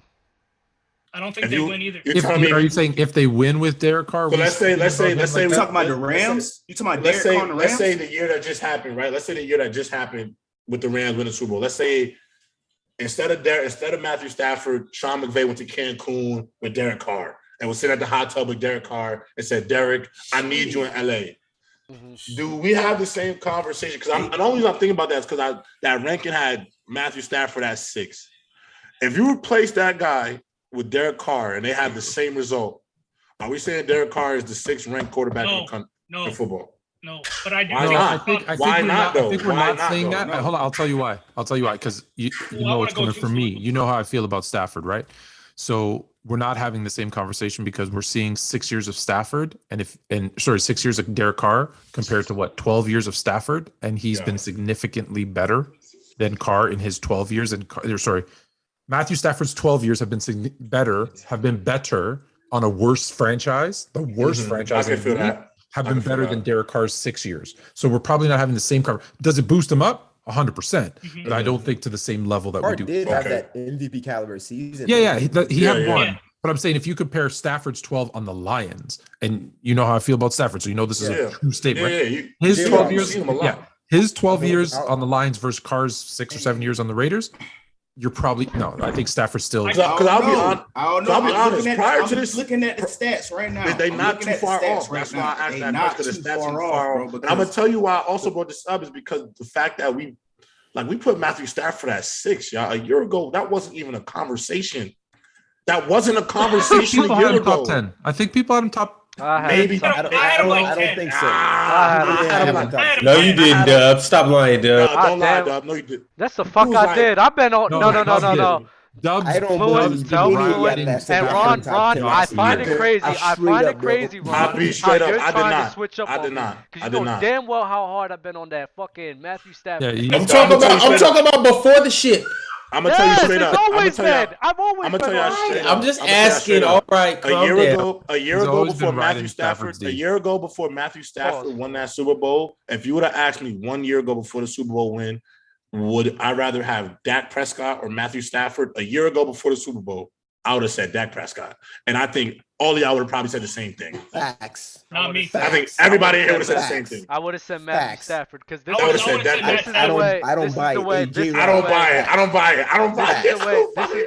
the way you guys have to look at it. And you know sports. I mean, you play sports, J-Rob. You know how situations is very determined on your success in the NFL.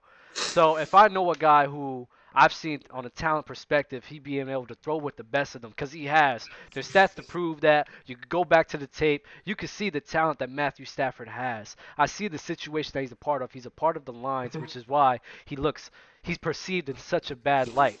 I'm not the type of guy to knock him just because of the situation he's a part of. I see the talent he has. I see the potential that he has. And it's just because of the situation he's part of, he's not being able to have all these things going for himself. That's why, to me, if I seen Matthew Stafford with Ezekiel Elliott, if Matthew Stafford was on the Cowboys, bro, he's doing a way better job than Dak Prescott. 100 times better job than Dak Prescott.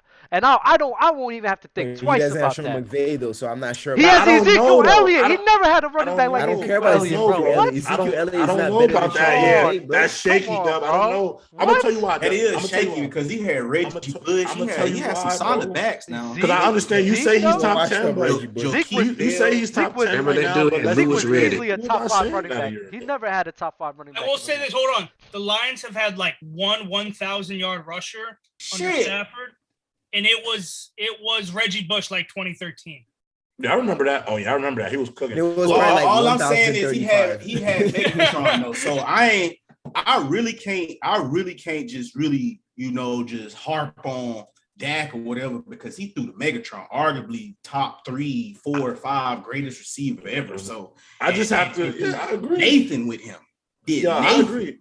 Like I personally in my heart of hearts believe that, and this is why I'm not as high on Matthew Stafford as other guys, is because I in my heart really do believe that Yeah, Matthew Stafford may be a little bit better in some categories, but I do think with Sean McVay, if you took Derek Carr and Matt to do the same thing, and then weapons over there. I think with the same weapons. I didn't say Derek Carr wouldn't do the same thing. I just said I don't think we bump him up as much as we. Oh no, yeah, on the rankings, you're talking about the. I'm talking about the result, Flu. I'm talking about the result. Oh, the result, yeah. I think the result. That's not a bad take. Me personally, the only reason I still think Stafford will do better is because of Stafford's big playability. Like, I think he has a better arm. I think he has a better 50-yard bomb. He has that. I think he has a little more arm. Doesn't. That's the big difference. Yeah, I think he has a little bit more arm talent. I do agree there. But what I'm saying is, if he would have won a Super Bowl, we just saw Matthew Stafford be ranked at 6. If Carr won a Super Bowl, where do we have him on the list? Because if you told me Matthew Stafford, you guys think 6 is too high? I would have said, what? If Derek Carr was the 6th best quarterback this year, I would have said we're out of losing our minds. Where do you guys have Stafford? I think I have Stafford around like 7. No, the reason I could live with him being in the top 10, but what I'm saying, Nick, I got him 7. I got him like 8, 9, 10. I got him 8, 9, 10. I got the 6, reason 7. The reason why I'm bringing it up, Nick, is really because of that reason. Is because the man a year ago we would not have had him we might not have had him in our top 10 years. I had him like 10, 11. He was borderline top 10 for at the max. Right. No, I agree. I would have had him like in right now. Derek Carr's at the exact same borderline top 10 max. Yeah, he is. So like, Derek Carr's like Derek Carr like 11, 12 for me right now. Yeah, like 11, 12 area. But I'm just saying, like the way we talking about, I think we have had like this astronomical jump with how we look at Stafford. It's not an astronomical jump. I think it is. It is. No, wait. Hold on, wait. Hold on. Hear me out. Wait, Dub. Hear me out. My point before you rebuttal. My point is, when I say astronomical, I don't mean astronomical like he got way better. I'm saying in the way that we talk about him now, the conversation we would have had in 2019, the perception changed. From 2019 to 2020 to 2020 and beyond before this season happened, the way we would have talked about Matthew Stafford and the way we're talking about him right now, the conversations are just completely different. You're right. That's all I'm saying. I have nothing to do with talent. You're 100% right with that, but that just means that the other people's perception was wrong. It means Matthew Stafford. Yes, it was, and that's why I can't get with that shit. Comment, subscribe. The perception was wrong. Comment, subscribe. The perception was wrong because you guys discredited this man for being on a losing franchise. That's why the perception is wrong. No, that's not. That's just because that happens doesn't mean make it okay. You should be able to separate yourself and be like, all right, I could see that if he's not in this situation, he could be better in this light. And we should be able, as sports analysts, observe that and to notice that. J-Rob, you know that. You play football. How many times have you seen a guy in a situation that wasn't beneficial for him? Lamar Jackson, perfect. Yeah, for sure. You've seen the way. Dub, here's the thing, man. As people when he consistently has losing records, that's not happening. We're not doing that. I don't care about what you're doing. I'm saying as people who want to truly analyze the sport, bro, you should be able to separate yourself from that equation. No, I definitely agree. There's no way of knowing if his skill set and the yards that he's getting will translate to a winning situation. Exactly. So when you see a quarterback putting up numbers, you look at it and say, okay, great, he's got good stats, but he's always throwing because his team's always losing. So are those stats inflated? Are they what do you guys call them? Meaningless stats or whatever the hell? Empty calories. Empty stats. Empty stats. Yeah, are they empty stats because they're on a losing team? And wins, although we don't directly say wins are a quarterback stat, I know we fight about that all the time. It is a quarterback stat. It is. I agree, but we fight about that all the time. And to the point I'm making is, so is he in a winning situation? Does he get those wins? There's no really way of knowing to say, well, you should be able to see. No, because we've seen opportunities where that team was down 3, down 4, and he couldn't get them there. Now, some of that is his teammates. Some of that is the team. Some of that is coaching. I got you, Bama. Hold on right there. He has a lot of game-winning drives. You're guessing. No, you don't know if that would work in a winning situation. What? No, you said being put in a position when you're down 3 and everything. Matthew Stafford is up there with guys like Peyton Manning for game-winning drives. So he's shown those intangibles. He's shown that already. He's also up there in games. He's also up there in games, just like Phillip Rivers. He's also up there in games where they lose by 3 or 4 and he doesn't get it done. He's also up there in that stat too. That happens with every QB. It's not every QB. Not every QB. Not every. Yo, Bama, you the most overrated stats in football, bro. But go ahead. What did you say? What's the most overrated stat? game-winning drives, because I've seen a Jameis Winston with a lot of game-winning drives, and guess what? He put the Bucs in the hole to win the game. Thank you. And a lot, yeah, he puts people in the hole. And some of those are field goals. So a lot of those have something to do with Bruce Arians, but we not finna do Hey, don't worry. We're getting to Jameis soon. We're getting to Jameis next. I thought we was still on the NFC South. We are talking about. We are. All right, so this is what I'm finna say about that. Since you a Bucs fan, how many holes did Josh Freeman put y'all in? The quarterback y'all drafted first overall before Jameis. What about the quarter? What about Johnson, Brad Johnson? The quarterback y'all had. God. Keep going, bro. Throwback Thursday. Y'all quarterback play always been ass because of that vertical stretch down the field offense, bro. That necessarily don't lead the points, bro. You just want to chunk it all over the field. So I can tell you.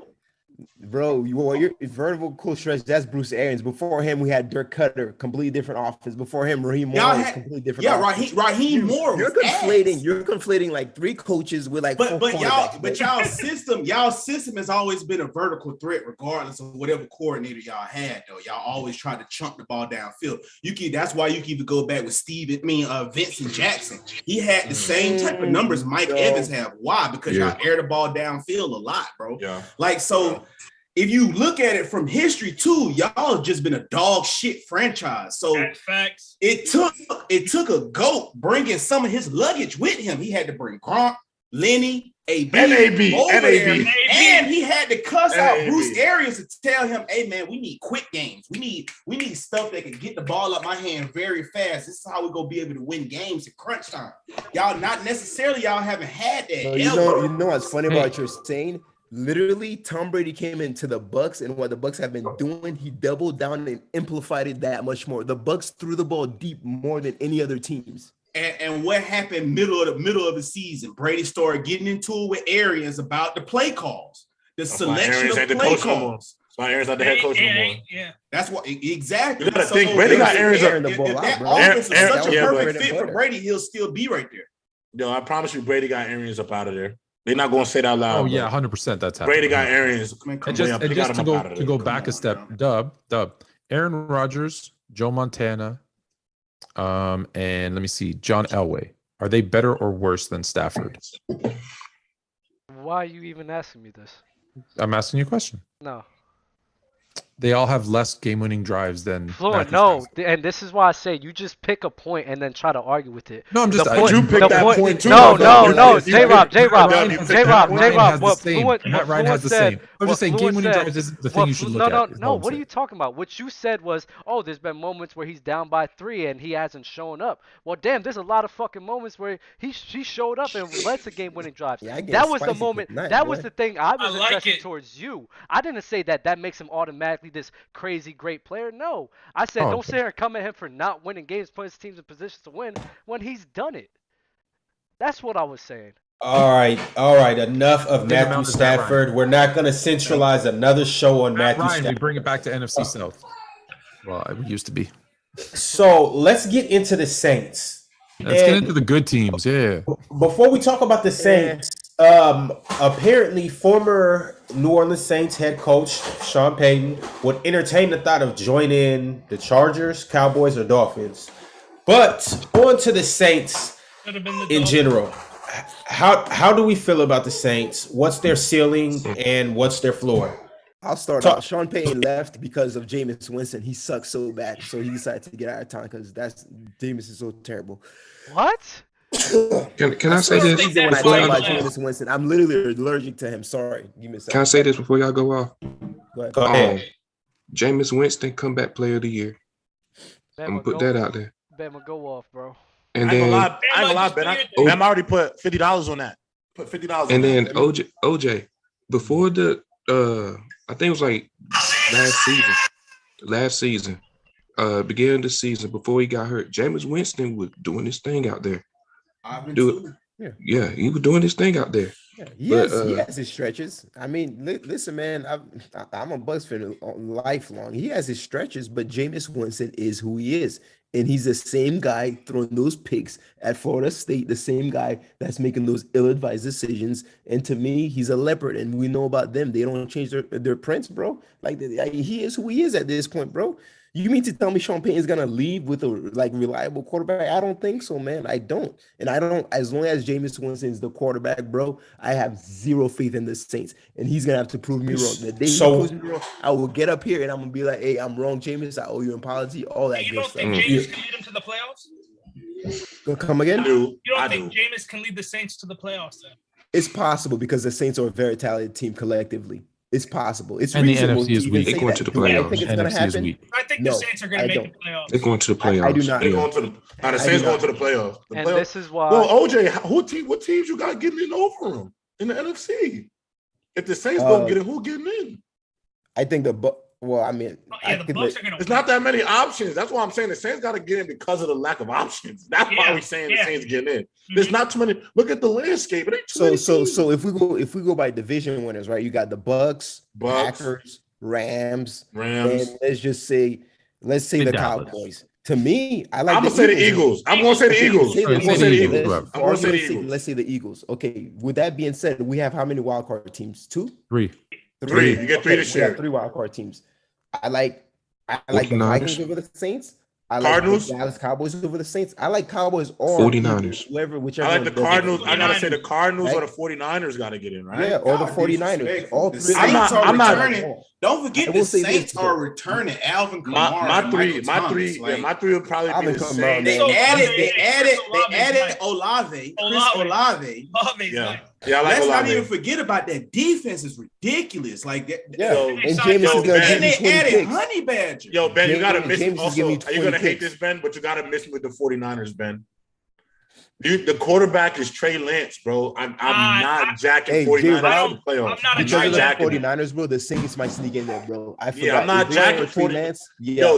You got to remember, your team gonna be more likely to have getting in because Jimmy G will be your week 1 starter. I already told you this last week, and the rumor is out. All right. So let me get this. I'm not jacking 49ers with Trey Lance. Let me get this. Can I say this? Can I say this real quick though? Because talk to us, Bama. I just be hating people just misinforming people. All right, so we just finna harp on Jameis Winston throwing all of these picks. We finna go all the way back to college, okay? Yeah, freshman year, won the national championship, 40 touchdowns, 10 interceptions. Not impressed. Your crab legs in the midst of all that adversity. 25 touchdowns, 18 interceptions. All right, we moved to the. 18 is a lot, Bama. But I understand that. I understand that 18 is a lot, but you got to remember he was in the midst of all that media crab legs, all of that. I do want to say that story. I also want to say the only reason they say he stole them crab legs, they was really giving them things. No, he was getting them for free. But if you say, but the difference is if you're getting something for free, you get disqualified from your amateurism at that time. So if you say you stole them, you just get a suspension. Mm-hmm. I promise you, that's what happened. Yeah. No, that's exactly what happened. So his rookie year, 4,000 yards, 22 touchdowns, 15 interceptions. Another 4,000-yard season, 28 touchdowns, 18 interceptions, 3,500, 19 and 11. 3,000, 19 and 14, 5,000, 30 to 30 year. And then when he was with the Saints, 1,100, 14. Bama, you know why the 30 year is bad? Because you didn't even count in them fumbles. He had more turnovers than touchdowns. I mean, I think it was a dog shit team. The O-line was bad. Defense was good. OJ watched every game. The O-line was bad, bro. No, OJ watched every game. OJ knows that. It was a lot of plays where Jameis was running for his life. You remember that game against the Saints? The whole defense was in the backfield, and he still threw a missile to Mike Evans across the middle for a post. That same season, y'all hopping on him for.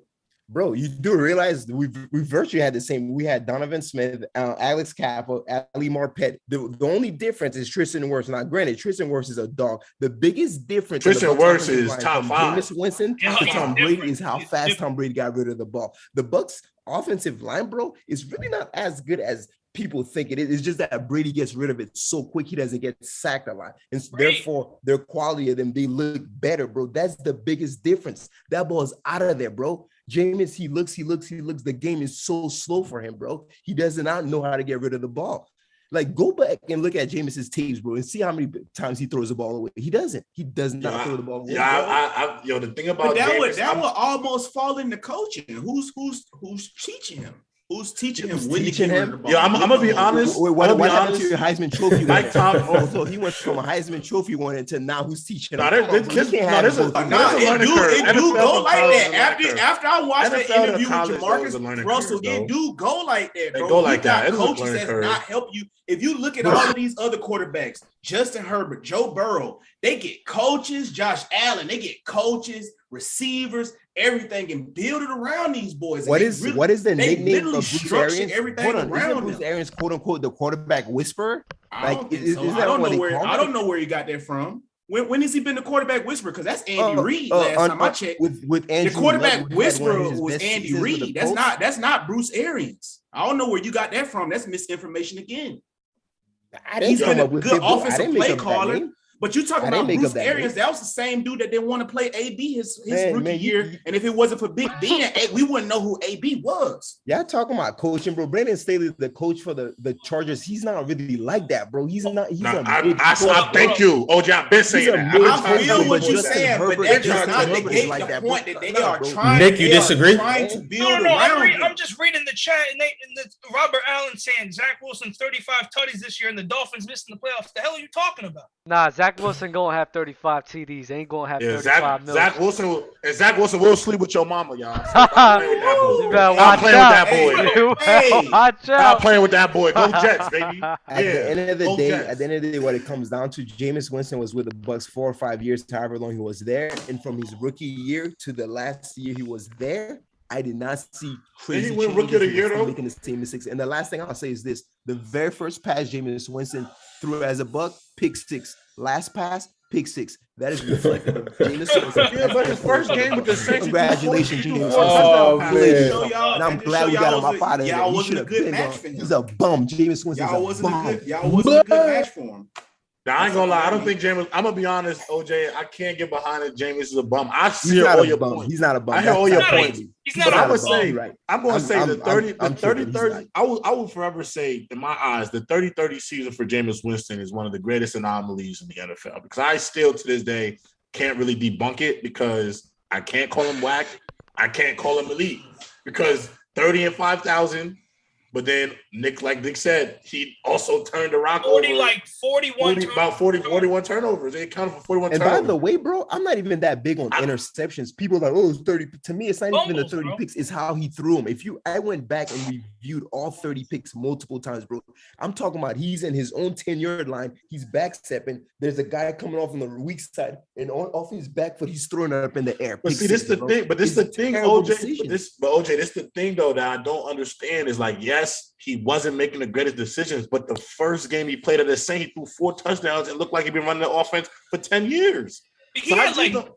So that's when I gotta kind of agree with Bam on the sense of coaching, because that could also be coaching. Quarterback whisperer right there. That could really be coaching. I try to look at it from both. But that's a small sample size, though. That's why I say this Jameis Winston thing is an anomaly. To me, I don't get it, bro, man. Like, will the real Jameis Winston please stand up? This year he's gonna have ample time to show us the real him. And then, I got faith, yo. He got LASIK eye surgery. You can see now. I mean, let me tell you guys something about real quick. This is the last thing I'll say about Jameis Winston, bro.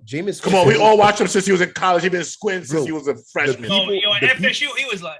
He used to be out there like this at FSU. Tampa, bro. The people of Tampa, they love Jameis Winston. He'd go to restaurants. Very nice guy. He was very popular in the city of Tampa, bro. So I don't wish ill on Jameis Winston. I hope he does well. And so I'll be the first one to do a TikTok. I was wrong, boom, boom, boom, and all that stuff. But until then, when you do it, please tag me, okay? And tag me too. I want to be there. Tag me. I want to be there to watch. Bama's gonna be the first one I tag, man. I'm gonna make a personal one just for you, man.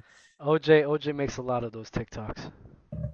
Anyways, let's get back into the Saints though. Go ahead, Nick. Get it off. No, this chat is getting nasty. Kirk Cousins 40 TDs. Like, this is disgusting. All right, we gonna stop paying. I'm not paying attention to that. I ain't giving no attention to that. 40 touchdowns. So where do you guys have the Saints finishing in the division? Is it a strong 2? Does everybody have them at 2? Yeah, I say 11 and 6. Okay. I got them winning the division, y'all. I'm gonna just keep it a buck. They winning the division. Over the Nah, don't lie like that. Don't lie like that. See, there's just I said it. I'm leaning back in the chair with it. There's some shit. Hey, J-Rob. Can you tie in the division? Hold on, J-Rob. Can you tie the division? It's not ridiculous to say that. J-Rob, you a fan of who? I'm a Tom Brady guy. Y'all know I think Tom Brady is the best. No. Who's your favorite team? I'm a Jets fan. So don't ever disrespect Tom Brady. No. Don't do me like Bart Scott. Don't do me like Bart Scott. No. Don't do me like Bart Scott. Scott. Who your team is, take it from me, doesn't affect your ability to analyze other teams. He probably started liking the Jets. Hold on. He started probably loving the Jets when he was 2 years old. Thank you. I never had a choice. My grandfather literally was drafted by the New York Jets. You can't equate. I'm blessed in. Yeah. Yo, I'm going against the grain. I'm just going against the grain. Okay, that's fair. The Saints. I think the easy pick is the Buccaneers. Obviously, when we do that list of best things, Buccaneers probably got a lot of the best stuff in that division. But I am going to tip my hat off to Jameis and company this year, and I'm going to legitimately give the Saints a puncher's chance to win the division this year. So I'm going to go to the New Orleans Saints to win the division. I'm with you. I'm with you, J-Rob. Hey, Bama, with that being said, though, are we all undermining the fact that Michael Thomas is coming back? I think so. We are. We sure are. Do we not care that Michael Thomas and Alvin Kamara is back? I'm Brady announced that mean nothing? Michael Thomas? Is it just like and don't forget Jameis is Jarvis Landry? Y'all forgot Jarvis Landry, Honey Badger, Jarvis Landry, Chris Olave, Marcus May. Yo, I'm two LSU boys back in the Bayou. Brady. They loaded up in New Orleans. And they got Marcus May. Nickel Coleman. Marcus, yes. They come on, man. I'm just saying, where do you have him giving finish? him a puncher shot, bro. I got a puncher shot. I'm gonna say second. It's not ridiculous for them to finish 12. I can see that, bro. Like I got faith in Jameis, bro. Like I said, bro. He from my hometown, Birmingham, Alabama. He a Bessemer boy down there where Bo Jackson from. One of the biggest recruits to come up out my state, bro. And I'm still riding with Jameis, bro. Like I know that boy great, man. He came down out of Florida and raided y'all boys. He would pass for 600 yards in the game on all them Florida boys in high school. So I ain't tripping off that, man. Why he ain't go down I think I'm with you, J-Rob. Like I said, I think the Saints and the Bucs will actually have the same record, but I think the Saints win the tie break because the Saints kind of have the Bucs number. The Saints kind of have the Bucs number. At least during regular season. In the regular season. Sean Payton is gone. So what? They have a number. That doesn't mean jack, bro. But the question is, where they finish in the division? They have their number during the season. They first. Same record, and they finish first. They get the tiebreak. I think they'll get the tiebreak. And yes, some of y'all have Tom Brady as the best quarterback right now. Bro, make it make sense for me, bro. Thank you, OJ. Well, let's get into it then. Let's get into it. I feel you, OJ. I can't be mad. I got Tom Brady's the best, but I'm picking the Saints. I'm gonna admit it though. I'm standing on it. I'm standing on mine. I'm gonna stand on it. Let's get into the Tampa Bay Buccaneers. Talk to me about their offseason additions, their subtractions, where you guys think they will place in the league, and how far do you think they'll go? Number 1 in the division. Number 2 in the division. I have the 12-5, 13-4. I have them 13-4. Yeah, I think the Saints are winning 13 games. Have fun with that, man. But as far as the offseason moves, to me, it was okay, man. It wasn't anything crazy, and we didn't get worse. Like to me, it was more of a push more than anything. You didn't get worse? You didn't get worse, OJ. Be real. Y'all didn't get worse. Y'all didn't get worse. Y'all didn't get worse, OJ. I mean, OJ. Y'all replace AB and Gronk with Russell Gage, and I'm not saying Russell Gage is whack, but come on, that's not. But let me explain to you why we didn't get Russell Gage put in. Let me explain to you because we have Tom Brady. Because we have Tom Brady. I'm not too worried about that. My biggest concern was to shore up the secondary. The Bucs had one of the worst secondary. And I agree. We got another safety. That secondary is much. I do think I have the best linebackers in the division. Best linebacking group in the division. But don't sleep on that D line too. They got Akeem Hicks over there. Yeah. And that's why they got Akeem Hicks and they got Vita Vea and they got Barrett. They got a couple of ex-Bears, yeah. Did y'all pay Barrett? Did y'all pay Shaq Barrett? Mm-hmm. They gave him some type of like. They gave him some bread. That much anyway. I also think Joe Tryon. A lot of people don't know him, man. He was our first pick 2 years ago. I think he's gonna have a breakout season, man. And now that Jason Pierre-Paul's gone, he's probably gonna take. That's who it is. JP. And y'all talk about receivers. AB, they got Jalen Darden over there. Jalen Darden is lightning in the bottle, boy. That's a human joystick right there. Like, don't sleep on him, you. He ain't no AB though. Man, you keep hollering about AB. The role AB was was like 30, 40 catches, bro. Y'all, it's not the same. Don't act like y'all had the 100 catch AB, 1,200 yards. I'm not going to act like that. It's not going to be hard to plug. But AB was there though. AB was going crazy. I will say with OJ though, he makes a hell of a point. He made a hell of a point though. When you got Tom Brady, I kind of not really too stressed about. Yeah, the drop off is not. Bro, I'm not going to be too stressed about it. Put it this way. Cameron Brady is going to go off, bro. Like, Tom Brady will make anybody go off, bro. This dude, Tom Brady, made freaking Danny Woodhead look like the next guy. Chris Hogan, man. That still got OJ Howard? That still got OJ Howard? No, OJ Howard. No. He went to Buffalo. Brady. Oh, he's in Buffalo now. Yeah. Ooh, I like that for Buffalo. Yeah, I like that for Buffalo with Dawson Knox. Ooh, but I'll be honest with you, man. OJ Howard, he got some serious issues with his hands, and I love him, bro, Bama guy, but his hands and the fumbling issues. Well, I'll tell you one thing: if his hands ain't good, it's only getting colder in Buffalo. It's only getting colder in Buffalo. So, that ball gonna feel like a rock. I'll say that ball gonna feel like a rock, bro. Hurt your finger, and it's gonna come with more zip from Allen than Brady. They'll say, and Allen's throwing that shit at 90 miles, bro. So. Man, OJ Howard. Oh my gosh, bro. Oh, I thought he was gonna be the next. A lot of talent though. He got a lot of talent though. He has a lot of talent. Yeah. So everybody, for the most part, has the Bucs finishing 1 or 2 in that division, 1 mainly. What about in the whole conference, though? Where is there any chance that the Bucs are a wild card team? Is it any chance? There's only one team I have that, to me, the Rams are the only team that clearly are probably better than the Bucs. Other than that, I'm not worried about the Packers like that, bro. And I'm talking about the regular season. I'm not even talking about playoffs. The Rams are the only team you can legitimately say are clearly better than the Bucs, to me. You know who I'm actually going to give a nod to? That was saying it? No, it was Nick that was saying the NFC is just it's okay this year, bro. It's not. You know who I'm gonna give a nod to though? That I feel like that this team could really take a leap this year. I think the Cardinals are going to take a leap. I think they finally get over the starting out the year good and then falling off the map and the back half. I think this will be the first year where the Cardinals. Wow, I think the opposite, bro. I think the Cardinals are going to win 7-8 games, right? D-Hop is missing 6 games, but like I said, I think Kyler Murray is an absolute baller. I do. I think he's a playmaker with all the tools. I just feel like if you look at that Cardinals team, and maybe I'm biased, I'm in Arizona, so I love it here.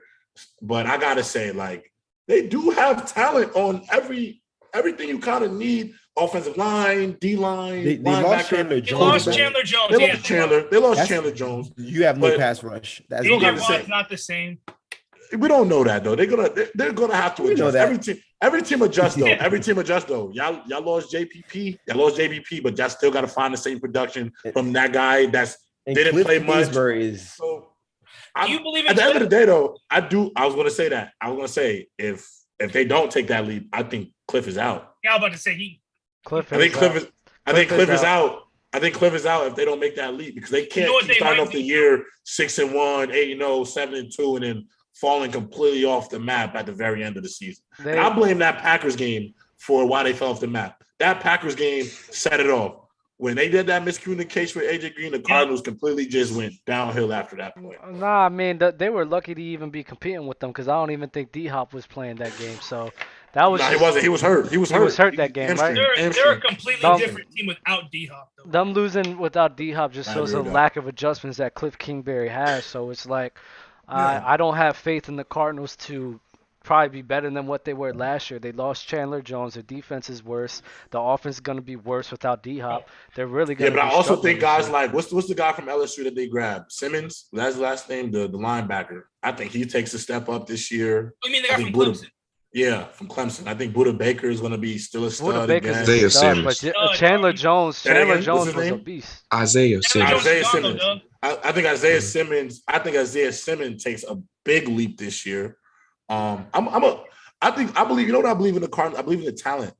I believe in the talent on the team. But if you look on paper, the team has a lot of talent. On paper. They do have a lot of talent, but this is funny because you're the same guy that will look at the Chargers, but you don't believe in the Chargers coaching. I feel that way, but I think it's Brandon more Staley, reasonable. I don't believe in Brandon Staley a little bit more than I don't believe in Cliff Kingsbury though. Like, I don't believe in Cliff at all. That's my thing. You gotta remember. Y'all gotta understand. Brandon Staley is the coach that fumbled a tie, y'all. Like he fumbled a tie to go to the playoff. Fumbled a tie, bro. Like I'm gonna be real with you. I would not have cared who won that game. My ego would have been completely out of it. Let's go to the playoff, boys. Let's just go to the playoffs. No, I agree. Like if both teams like I don't think Cliff Kingsbury's fumbling a tie, bro. I just don't. I'm sorry. I get you. I don't think Cliff Kingsbury is able to run a high potent offense for the whole year. I agree with that too. That shit is to be seen too. Wait, the only problem with Cliff Kingsbury, he does run a high power offense. The only problem with him, and this is number one thing in the NFL you must do as a coach, you have to be able to in-game adjust and adjust on the fly. Yes, I agree with what that. happened the front half versus the back half. Yes. The Cardinals remained the same team and did not adjust to every what team, they were seeing. Every team got that. So it was easy. And they ran it back. It was easy to game plan for them. Oh man, I know we got a pretty much a good body of work on the Cardinals now from those first 8 games. So now this is the defense that we're going to put on them to stop that. And Cliff Kingsbury refused to adjust. I don't know if it was ego. I don't know if it was a lack of experience. I don't know what it was. But I feel like I want to say a lack of experience because he was drafted by Bill Belichick. He was in that Patriot locker room for a portion of his career. So he should have the brain part of it to know how to in-game adjust. But I would almost say it's just ego. That's what the NFL is, a game of egos. And he just refused to adapt to what was going on in the game. And sometimes he has no game plan. Sometimes it's go win us the game, Kyler. Kyler just go be Kyler. Kyler's not that guy yet. I'm sorry. He's not that good. There's only few guys that you can say, screw the playbook, go win us the game. And Kyler's not there yet. So we still all see their start to last season as a fluke? No, I don't think they're starting. It's not a fluke. Wait. They started what? You have to adjust, though. 8-0? They started 8-0, but the thing is not a fluke. But Ron, they have to adjust, bro. Bama said it best. You know what the problem is? You play the first half of the season, then you got to run it back with some teams on the second half, and they don't adjust it to you. They don't watch the film. They don't saw what they did wrong. And this is the hardest thing when you start out 8-0. You know what the biggest thing about you start 8-0 and you got to play 3 teams all over again is when you beat them the first time, you're going to try to do the same shit that you used to beat them again. The team you're going to play the second time, they're not using the stuff that they did the first time they played you. They lost. Bro, it's like everything differently. The Cardinals lost to the Lions by like 24 last 24 points, bro. That shouldn't make sense, bro. Like, no sense. So I got to renege because Eddie Munchamu, I don't know how to say his last name. Sorry if I botched that, but he did say Cliff fumbled an 8-1 start. Yes, but we talking about 2 bad fumblers, so it's really just a matter of which bad fumbler would you rather have. Wait, who said D-Hop is done? That's just not true. D-Hop isn't done. That is just ridiculous.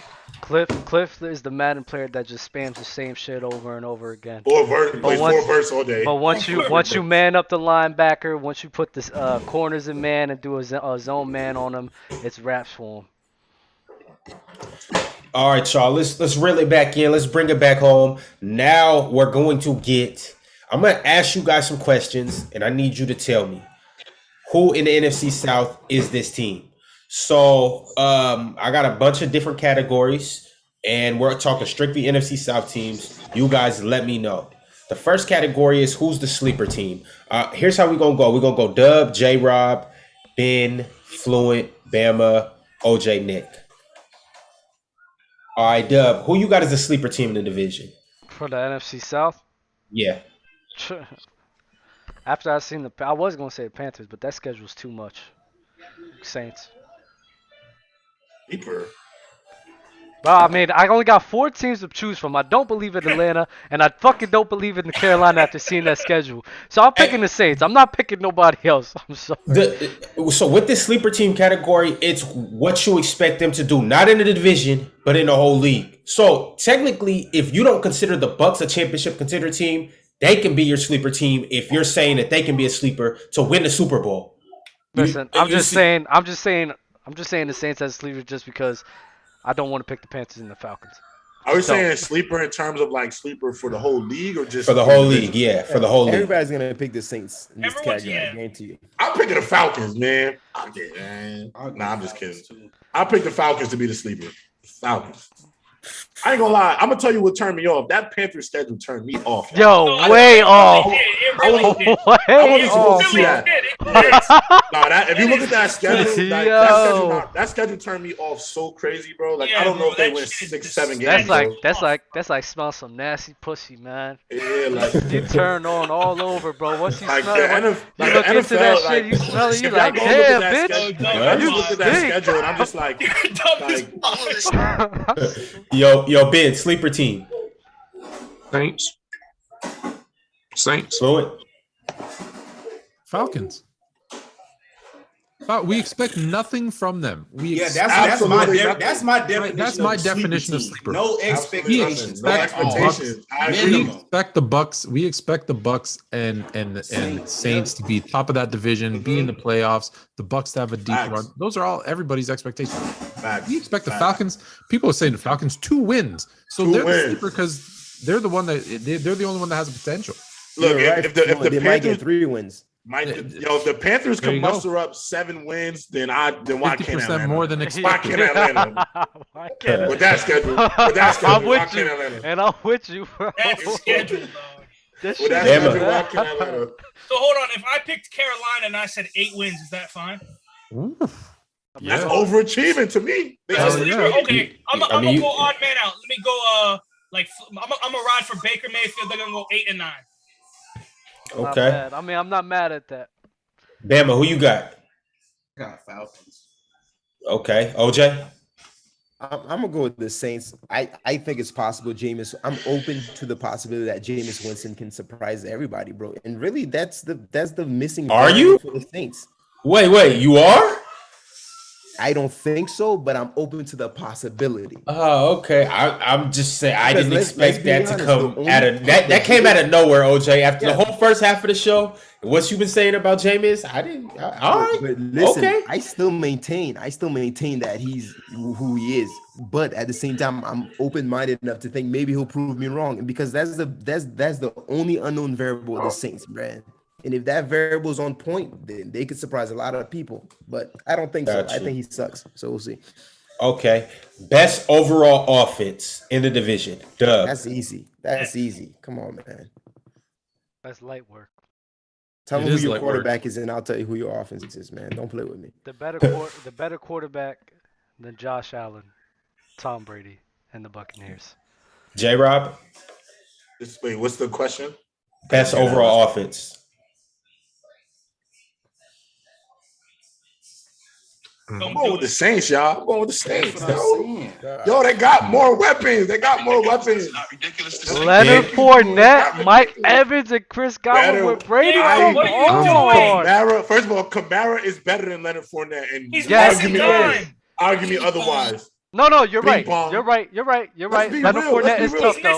Leonard Fournette is tough, though. Like, I forgot one season. Y'all forgot Michael Thomas. And then the tight end they got Trotman, or whatever the tight end they got over there at the Saints. Man, I like him better than. I ain't gonna lie, bro. Chris Olave is going to have a case for Rookie of the Year. I promise you, he's gonna have a lot of yards this year. Who's your number 1 quarterback in the NFL? Leave me alone about that. Tom Brady threw for 5K yards with AB and Chris Godwin out. But I just feel like, you got the perfect mix, though. You got the speedy over the top receiver in Olave. You got the perfect slot receiver in the get you a first down in Jarvis Landry. You got the big play OD receiver in Michael Thomas. Then you got the best running back Swiss Army knife in the league in Kamara. Like, it's a lot of weapons. You haven't talked about the position that distributes the ball. I'm rocking with Jameis, man. Okay. Bama, no, I rock with Jameis. I have a question for you guys. I rock with Jameis. Is there a division in the NFL with a bigger gap in terms of the quality of quarterback than in the NFC South? The NFC West. NFC. No, Kyler Murray. Yeah. Kyler Murray. I forgot about Murray. Let me see. Murray NFC North. and Stafford, NFC North. The gap is smaller. NFC North. I got one. No. NFC North. NFC North. AFC East. AFC East. AFC East as well. No. Josh Allen. Tua, Wilson. Mac Jones. Mac Jones. I don't. To me, Josh Allen is clearly better. The NFC East is the closest with Allen and Tua. But other than that, who's the second best in the NFC North? Hold on. Who's the second best? Who's the second best in the NFC North? That would be probably Kirk Cousins. Yeah. I'm saying Justin Fields, man. I would see the gap between Aaron Rodgers and Kirk Cousins is bigger than the gap between Brady and Jameis at this point. At this point in their career. Hold on. At this point in their career. Fluent. One question. Is Kirk Cousins better than Jameis Winston? No. Not so this what are we season. talking about? This season. I don't know, bro. To me, Kirk Cousins is better than Jameis Winston. Well, wait till I tell you my pick. Yeah, I'm with OJ. I tell you my pick for the offense. It'll make more sense. Kirk Cousins is not better. Yo, Kirk Cousins is going to throw for 4K again this year. Ben, best overall offense. It's not ridiculous to say Saints, but I'm going to go with the Bucks. Sports Fluid. The New Orleans Saints will have the best offense in the NFC South. In fact, Jameis Winston will throw for 5,000 yards. Fluent stuff. And will have more yards, more touchdowns, and way more interceptions than Tom Brady. You know what's so funny? That's not ridiculous. That's not ridiculous. You know what's so funny? I love being on the show. I don't know if is he trolling? I don't know. I think for real. He's dead serious. I'm dead serious. No, you're lying to yourself. I'm not lying. You're not lying. He's sipping on that Toronto Moscato. I'm telling you, they are going to throw the ball like crazy. Just telling you. They're going to throw the ball like crazy, and he's going to get picked off like crazy. I said he's going to have more yards, more touchdowns, and way more interceptions. How many picks is he throwing, Fluid? He probably throwing 25 picks. No. I think James is going to do like 30. No, that's realistic. I'm being realistic. He's going to throw 30, 35 touchdowns, 25 picks, 5,000 yards.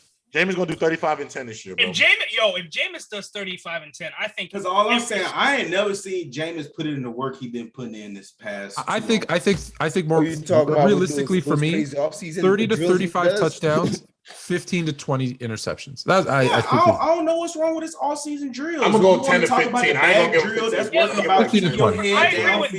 People be getting on Jameis. I don't understand. Like, what's wrong with his drills? All of his drills translate to the game. Yeah, no, those drills translate to 30 picks too. No, it don't. He never really put in work. I've been putting in work these past 2 seasons. You good? He really been grinding in the offseason. He wasn't putting in work with the Bucks. I got you. Who you got, Bama? He really been grinding to be better, bro. Because of guys like you doubting him. That's so-called Bucks fans. So I mean, this is first time he don't have all that poison on his back. So now he hear y'all, and now he get to go do what he do best. Go be free, bro. He free. Y'all have him in prison. What's the best offense, Bama? What's the best offense, Bama? I like the Saints, bro. Kamara, Mike Thomas, Olave, Trotman, Landry. I mean, Landry kind of slow to me. Now that's fluent. But still, man. I like them, bro. I mean, if you want to base it off the quarterback, yeah. I mean, Brady. Best overall offense. But I just say the best overall. I like the Saints. Oh, who's the better? Don't forget, he's the best overall. Well, he said best overall, and their running back, their running back is significantly better than Fournette. No, I don't go that far. I don't agree with that. He's better than Fournette. He's way better than Fournette. Clearly better. He's better. I love Lenny. I love Lenny, but he's better. I like Fournette too, but Kamara's better than Fournette. I think Kamara's another receiver. Yeah. Yeah, like Alvin Kamara in the pass game makes him way too valuable, yo. We talking about run? Don't bring. Yes, you can. Yes, you can. The way the NFL is now, you can clearly put Kamara top 5. Add Kamara top 5 running back. Yeah. Yes. Is Fournette top 10? Yeah. Yes. Kamara is not top 5 to me. I don't. He's top 10. Kamara's top 10. Kamara's not top 5 due to injuries. The same reason why CMC is not top 5. Availability is important to me, bro. Nah, I agree with that. So where's Nick Chubb? Wait, hold on. Wait, where's Nick Chubb? Nick Chubb on the AFC South. No, I don't care about that. Wait, where's Nick Chubb at for you? Where's Nick Chubb for you? Me? Yeah. Nick Chubb is like top 3. Why? He's injured almost every single year. He's injured almost every single year. Not really, bro. What are you talking about, bro? Nick Chubb is available, bro. He's available, but he gets hurt every single year. Yeah, but he doesn't get hurt as long as stretches as Kamara and CMC for like 10 freaking games a season, like or missing the whole season. How many seasons did he miss? I can tell you right now, I don't think Nick Chubb has missed more than like 10 games in the past 2 seasons. And I could 100% tell you CMC and Kamara combined, the 2 of them, bro, they've missed at least more than half. Nick Chubb has missed 7 games in his career, and they all came in the last 2 seasons. I don't know why Dub has this weird hatred. Yeah, so come on, Dub. It's not weird, Chubb. I was just asking. No, Screw the question. You just have weird hatred towards Nick Chubb. It's not hatred. I was asking why. If he was knocking Alvin Kamara. So you're gonna compare Nick Chubb to Kamara and CMC, and he has 7 games. Yo, I ain't gonna lie. If Alvin Kamara can't be on the top 5, don't even talk to me about a Christian McCaffrey. Yeah. Don't even talk to me about a Christian McCaffrey. But because your argument about availability, Christian McCaffrey ain't been available for 2 years. 1,000%. I listed CMC as not being in my top 5. Yeah, it can be. No, I'm not even talking to you. I'm looking at this. I'm looking at the chat. If you're talking about talent, actually disgusting. Okay, so we talk about talent, then you gotta ask Saquon. If you're talking about talent, forgetting injuries and all of that, then 1,000% Kamara is top 5. You know. Yo, why do we only have 30 likes? And it's a bunch of y'all in here chatting and still haven't liked the video. Come on, dog. Can we get the like? Moving on, though. You guys stay with me. OJ, best overall offense. The Bucs, hands down. I mean, listen, when it comes down to something very simple, bro. The gap between Brady and Winston is too big to justify saying that the Saints has the better offense, bro. I don't really care all the pieces they have. You can argue they have better pieces. Sure, that's fine. But the number one pieces, the anchor, the engine that moves the offense, the quarterback, Tom Brady, that some of you guys think is the best. Come on, bro. Stop playing. Not think. We know he's the best. We don't think he's the best. We know he's the best. But when Jameis was in this offense, he had similar numbers to top 4 quarterback play. Like, so, I mean, just based off of this past season, I'm not talking about his overall career. I'm just going based off of when we saw him play with the New Orleans Saints. He was efficient, like a top 5 quarterback. So really, based off on the Saints now, stay with me. Take your sorry-ass Bucs memories out your head. Take that out your head. Since he got to New Orleans, the Noya, he's produced like a top 5 quarterback. So how can you say the gap? How can you say the gap between if you go on overall career? Yes, you are correct. Brady clears Winston, but if we going based off from last season into this season with the best offense, I can't definitively say that the Bucs offense is just that much better because Brady clears Winston. Because we saw Winston in this offense. They was 5-2, 14 touchdowns, 3 interceptions. What is more representative of a player's ability? 4-game sample size or 5-season sample size? I'm not impressed with those 4 games. Well, you know, the system matters, OJ. The system matters. Yes, system does matter. Fluent, and I agree with that. But where I stand is I want to see more of it so I can see that it's consistent and legitimate. That's all I'm saying, bro. You want to make your entire argument on 4-game sample size. I'm not impressed, bro. It's not 4 games. It was 7. Then I'm gonna stay 5-2. They was 5-2. Misinformation again. There were 7 games.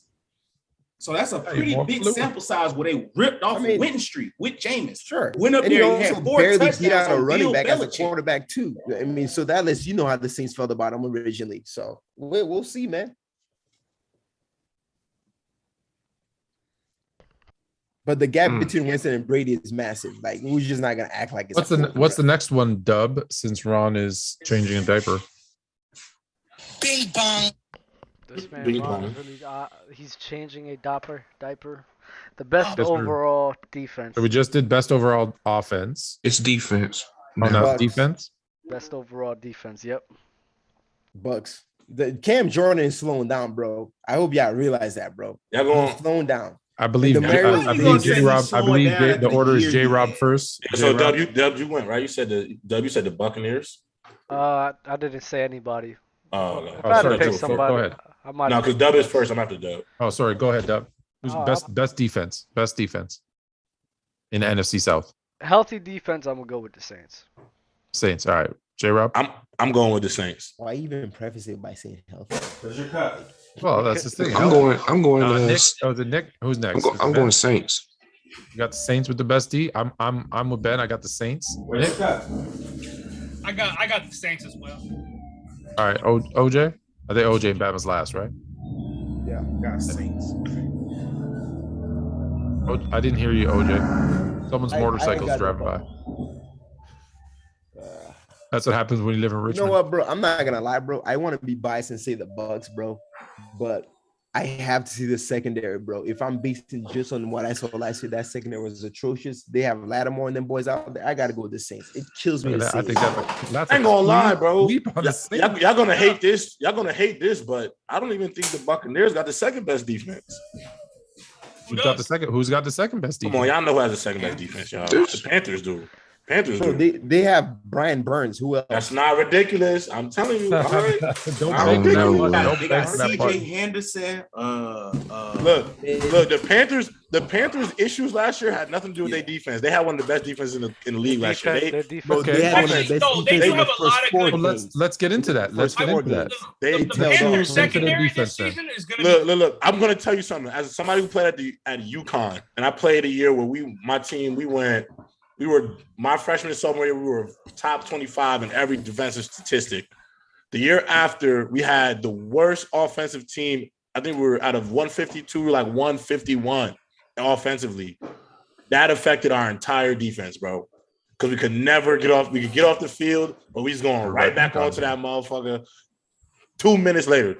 So I think the Panthers actually have a hell of a defense with a lot of talent.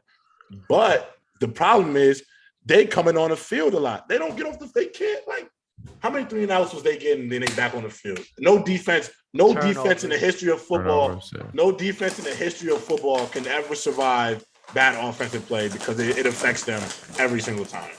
All right, so we're gonna dive in, Ron. We're at the best linebacking core is where we are. Okay, has everybody went? No, that's what we're about to do right now. We just did overall defense. It was a clean sweep on the Saints. Dante Jackson, Jeremy Chin, J.C. Horn. J.C. Horn. Yes, J.C. sir. Horn. He is lockdown, boy. That might be comeback player of the year, y'all. Fresh off that injury. Mm-hmm. All right, y'all. We have a super chat from Brennan Irvin. He said, talk about the AFC South because it's anyone's season. Brennan, we will get there. Trust me, we'll get there soon. Everyone. But as for now, best linebacking core, Dub. Where you going with that? Bucks. Yeah, I'm gonna go Bucks on that one. Ben? Bucks easily. Floyd? Oh yeah, Bucks too. Bama? Forgot the order. Bama. No.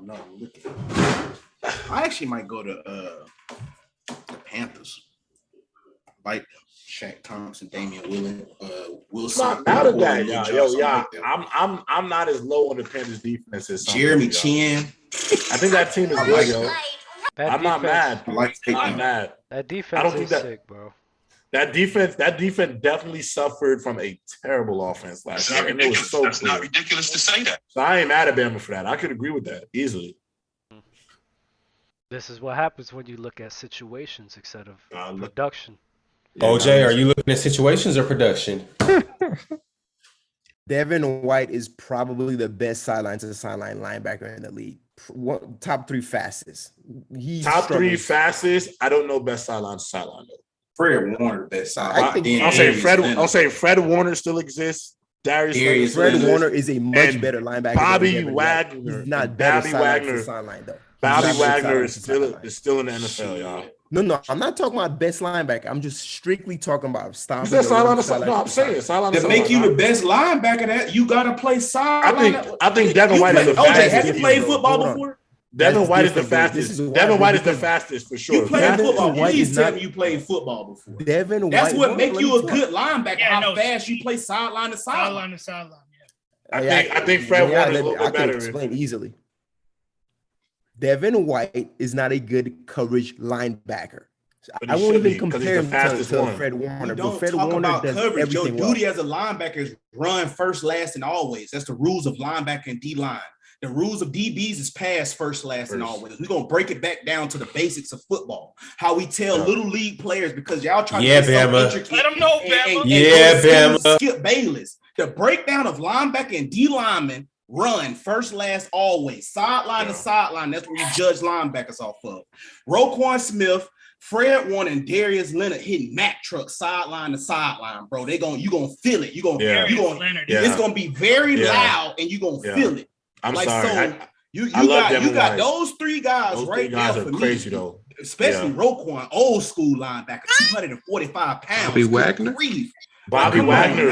Bobby Wagner. Yes. I mean, if you want to get pretty and stuff, I'm not arguing any of that. 4-4s, all of that. Yeah, that's that pretty. It sounds good what you're saying, bro. But I'm not arguing against any of that. I'm not arguing any of that. You're arguing something I'm not arguing against, bro.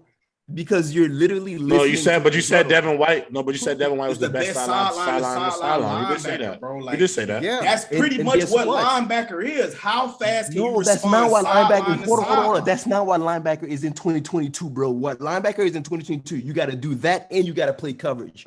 No, they actually have small guys they put in the box. No, that's actually not really. OJ, I'm actually gonna have to push back on that because nowadays they really getting guys that really like hybrid safeties to do that job. Exactly. Like, yes, you need dudes. Don't get me wrong. Yes, Devin White's speed and his ability. At the end of the day, the fact that Devin White is not a cover two is. Do you know what cover two is? No, do you know? Tampa 2 when they play down there. OJ, the middle linebacker. So you got two safeties in the back. So this is what we talk about. We in the advanced class. Bama. Hold up, J-Rob. Let him get off. J-Rob, we coming right back to you.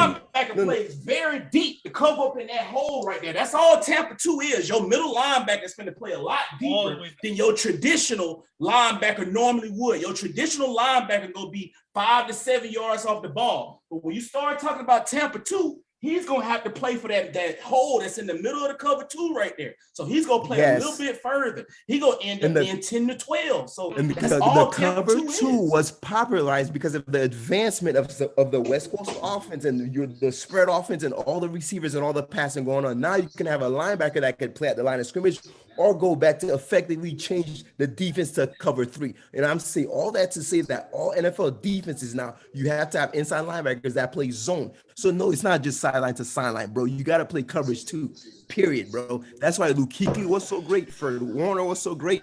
And Wagner, all those guys, bro. And that's the weakness of Devin White because he does not have that ability to be elite in coverage, bro. And I was getting to that. And Levante David is very good at coverage, bro. I'm literally highlighting different things. And you have Shaq Barrett, who's a linebacker too. His specialty is pass rush. So now you have someone that's very good at attacking the run, someone that's very good in coverage, and Levante David. And Shaq Barrett, he's more of a hybrid pass rushing linebacker. So you have all that. You don't have the combination of those 3 linebackers and the Saints, the Panthers, and the fucking stop playing with me. I do this, boy.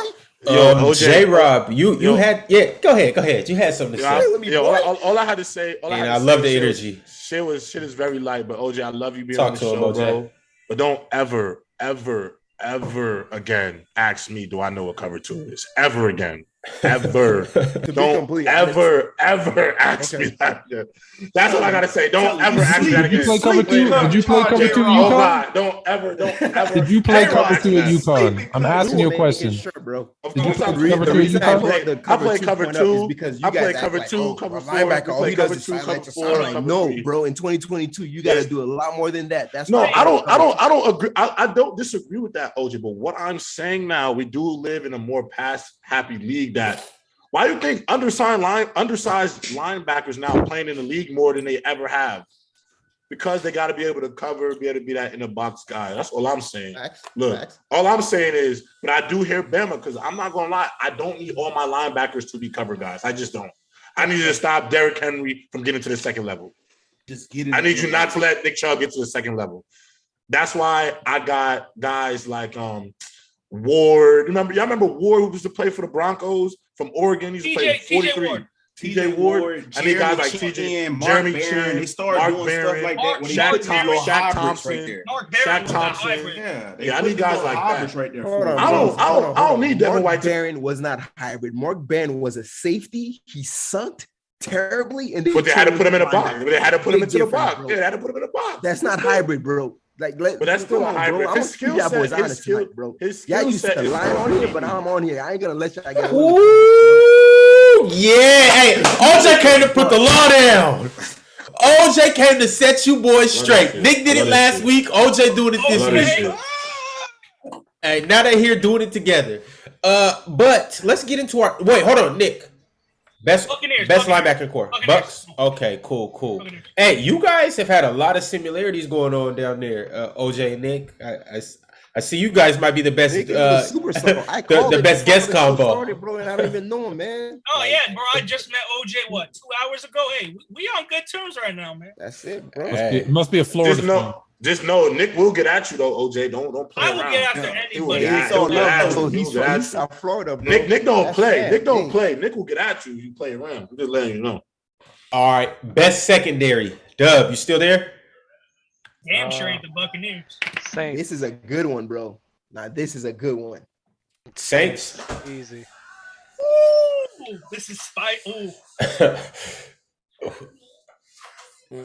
Where you at, J-Rob? I'm gonna go to Panthers. Damn, this is a tough. That's so OD.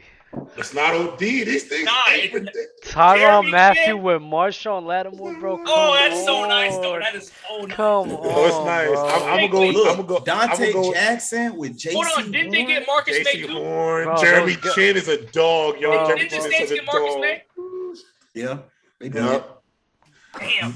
And the Panthers got my guy Marcus May. Okay, look, I'm gonna just go. Saints got Marcus May. Saints got Marcus May. Damn, the Saints got Marcus May too. Yes. I'm gonna go Panthers though, because I got big faith in JC Horn. I'm high on JC Horn. I ain't even gonna lie, I'm high on JC Horn. I hope that injury doesn't mess him up though, man. I got Saints. I got Saints. Saints. I'm gonna go Saints. Floyd. Yep, I'm with the Saints. Bama. I'll go Saints too. OJ. I'm not mad at anyone that picks the Panthers, but I think it's closer than we're giving them credit for. But I'll go Saints because Lattimore is probably the best secondary player out of the entire in the entire conference, in the entire division. Yeah, I could agree with that. I think you could probably debate Tyrann depending on who you are, but I'd say Marcus Lattimore is the best. They're on the same team too, so. Nick. Oh, I said Saints. All right, cool. Best defensive line. So you, Dub. Let's fly through these fellas. Let's get through this. Yeah. D-line. I might stick with the Bucks. I think they got the best front seven probably in the league. I'm actually gonna go with the Saints on this one. Man. Bucks. You said D-line. You said D-line, right? D-line. Yeah. D-line. Yeah, that's the Bucks. Akeem Hicks. Y'all don't realize how they don't know fluent. They don't know fluent. Don't realize how good Hicks is nice. He's nice. They don't know. With Vita Vea, he's nice. And Shaq Barrett coming off that. Yeah, that's crazy. That's crazy. Bama? I'm not mad about it. Marcus Davenport and Cameron Jordan. Yeah, thank you, Bama. See, nasty work. Yeah. That inside ain't Vita Vea, man.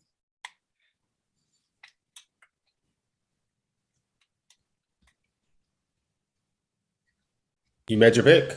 Yeah, or are you still Saints. thinking? Okay, I said Saints. Yeah. All right. OJ. It's close to me. I'm going Bucks. I think the Saints have a better pass rushing unit, but I think the Bucks have a pass rushing unit and a much better run stopping unit. Yes. So if I combine the two of those, I go with the Bucks. Nick. Bucks. Yeah, I could agree with that. I like that, OJ. They definitely probably a little bit better like running in. Yeah, I kind of like that. I'm not. All right, OJ, you got any other schemes that you want to ask him? Does he know before we go to the next one? Oh man. All right. We can have advanced class all day if y'all want to. Hey, I'm for that. Hey, Players Choice Gridiron Advanced Class or Chalk Talk coming very soon. Yo, that's very soon. Make you more fluent. Best offensive line, Dub. Talk to us. Bucks. Wait, let me think about that. Worse is better than Ramsey, just so y'all know. Worse is the best O-lineman in the division. Bucks also got Shaq. I'll go with the Bucks. Shaq, what's his name? The Bucks did lose Ali Marpet though. That was a big loss. Because they got Shaq Mason though. I'm gonna go with the Bucks too. Yeah, Bucks. Yeah, Bucks. Bucks for me. Tampa Bay Buccaneers. Bama? Yeah, I guess you can go Bucks. I mean, I don't know, bro. I mean, you can even say he ain't trying to go with the Bucks on any damn. No, it ain't that, bro. It's like shit, bro. I'm looking for his boy Jay Boo. I'm looking at these teams, bro. Like, you don't just want to be ignorant to it because, like, easy the clear cut could just be like, oh yeah, Tom Brady Buccaneers. Like, but you putting off the greatness of one man on the whole team. When if you really look at these other teams in the division, the gap from the team, like unplug the quarterback, unplug Brady, and just look at their teams. They set up for their teams. It's really close. And if not, the Saints might be a better team. Now, when you add Tom Brady, that's a different phenomenon to it. Like, so now you could be like, oh yeah, our O-line better, our receivers better. But you really piggybacking it off the work this man putting in right now. So I could agree with that. You can't Tom really definitively just say all of them dudes are just better on paper when you just stack them up side by side. No, you factor in the play of Tom Brady with it. Jazz and Knicks trade. They thinking about a trade for Mitchell. Oh yeah, I need that. Wait, who? Hey man, this football. Yeah, we'll get back to that. Football. Yo, mute that. Yeah. Keep that to yourself right now. We're talking football. Man, you got Donovan. Hey, what? You got a Bama hat on. Yeah. What that got to do with anything? Bama football. And we talking about football. The Seahawks have beat Alabama. I don't know about that. Hey, I don't know about that. Now with Drew Lock throwing that thing. Bro, leave my young pups out of this. Why do y'all want to see Alabama players get hurt so bad, bro? Let them dominate college. Not even a Bama. Y'all need to respect Alabama. Can University of Washington beat Alabama? I think not. Nah, but I know some cats down there around them that could beat them. Right there next door to him. Right next door. Hey, they knocking on your door right now. They right next door. Why them boys they creeping in the back window right now. I know three teams that could beat Alabama. USC, Ohio State, Gig'em, Death Valley, who else? Razorbacks, and Hendon Hooker. Hendon Hooker's tough, but he's tough. Not beaten. He's tough. Tennessee is not beaten. And one more thing, I gotta say one more thing. War Eagle, baby. War Eagle, man. Y'all don't want me to start with college football. No, we'll get into college. Hey, chat. Everybody viewing, we're about to start incorporating college like crazy. You guys just be patient. We got a lot of college talk coming. Taking down Ohio State again. I promise you. I know. Trent over here being nasty. I don't think Houston can beat Houston Alabama too. Houston can beat Alabama State. Hey, Alabama A&M. Hey, Trent, I got my money on you. I got my money on Trent, my boy. I love him. Trent is frying Kool-Aid. Houston can't beat Trent is frying Kool-Aid McKinstry. I got 100 on Trent. Yeah, I got 100 on Trent, man. I got 100 on Trent. I got 100 on Trent. I got 100 on Trent. He ain't ready. Trent killing Kool-Aid. I got 100 on Trent. You're not ready for Alabama. Yo, Trent. Hey, time out. I got 100 on you, baby boy. Cool I got is 100 one on of you. one, bro. That's going to be the next best thing in the NFL right there. Hey, I'm trying to tell you, Cool. Trent is giving him. Word on the streets is next week. We're doing the NFC East, and word on the street is next week. And you want to talk about that bum ass conference? Crazy NFC East is so garbage. Yo, can we get a different conference? That bum ass conference. That shit is like nobody want to do that bum. Word on the street is Trent and the Giants got smoke for all of y'all. And word on the streets is Dub got something to say too. Bro, that whole conference is whack though. Like the whole conference is whack, bro. The Giants are they should be relegated to the B League or something. Like, oh my God, we're gonna say who's the best O line in the NFC East. Oh, the Cowboys. Who's the best quarterback? Oh, that's Prescott. It's the same answer. Like they represent 3 of the top 10 markets in the Fluent, NFL. that doesn't. You're not a believer in Daniel. Yo, OJ, that's a damn shame, right? That's a damn shame. Yeah, Fluent, that's a damn shame. That doesn't. Fluent, that doesn't make sense coming from you because coming from a Bears fan has been dominated by one team. They've been dominated by one team for so long time. You're saying the NFC East is better than the NFC North? If the Green Bay Packers wasn't there, yes. If. The only reason why the NFC East isn't better is because of Green Bay. That's it. Everybody else, every other one of those you wouldn't be teams, so angry. I get it. I'm not even angry. Wait. Time out. Wait. You sound like the one that's upset right now. Ron. What's up? Wait, Ron, you telling me that Trent is gonna come here next week to defend the Giants? Nah, he's just. If that's what we doing, I'm not showing up next week, fellas. Hey, if I have to come here to talk about the New York Giants, I'm not showing up, y'all. Yo, but got some Marshawn Lynch talk. I'm not showing up. It's a lot deeper than the NFC East. It's a lot deeper. I'm not coming here to talk. I'm not coming up here to talk about Daniel Jones. Look. Dub hit me last week about Trent coming on. Bama hit me yesterday about Trent coming on, and I think he got some smoke with you too, Ben. I'm not exactly sure. I'm only coming up here to talk. I'm only coming up to talk to Trent, so I like Trent. But Trent, I don't want to talk about Daniel Jones. But here's the thing. Here's the thing, though. Because if as quiet as it's kept, if you want to talk about New York teams, we're gonna have to talk about the AFC East at some point. And what you gonna do? All right. That's all I'm saying. I ain't gonna lie. That's all I'm saying. I ain't gonna lie. Let me say this real quick. Yo, y'all better stop playing with Zach Wilson before you mess with your mama. I guarantee you, though. I know you finna be all mad, I gotta say. but I think the Giants got more potential than the Jets right now. You better stop playing for draft picks. You better stop playing for Zach Wilson. Mess with your auntie. Man. Stop. He probably can. He probably can. And I saw what his mama looked like. I'll be on my them both got something in common. Both got something in that. Something in that Utah. Something in that Utah water, man. That Utah water, man.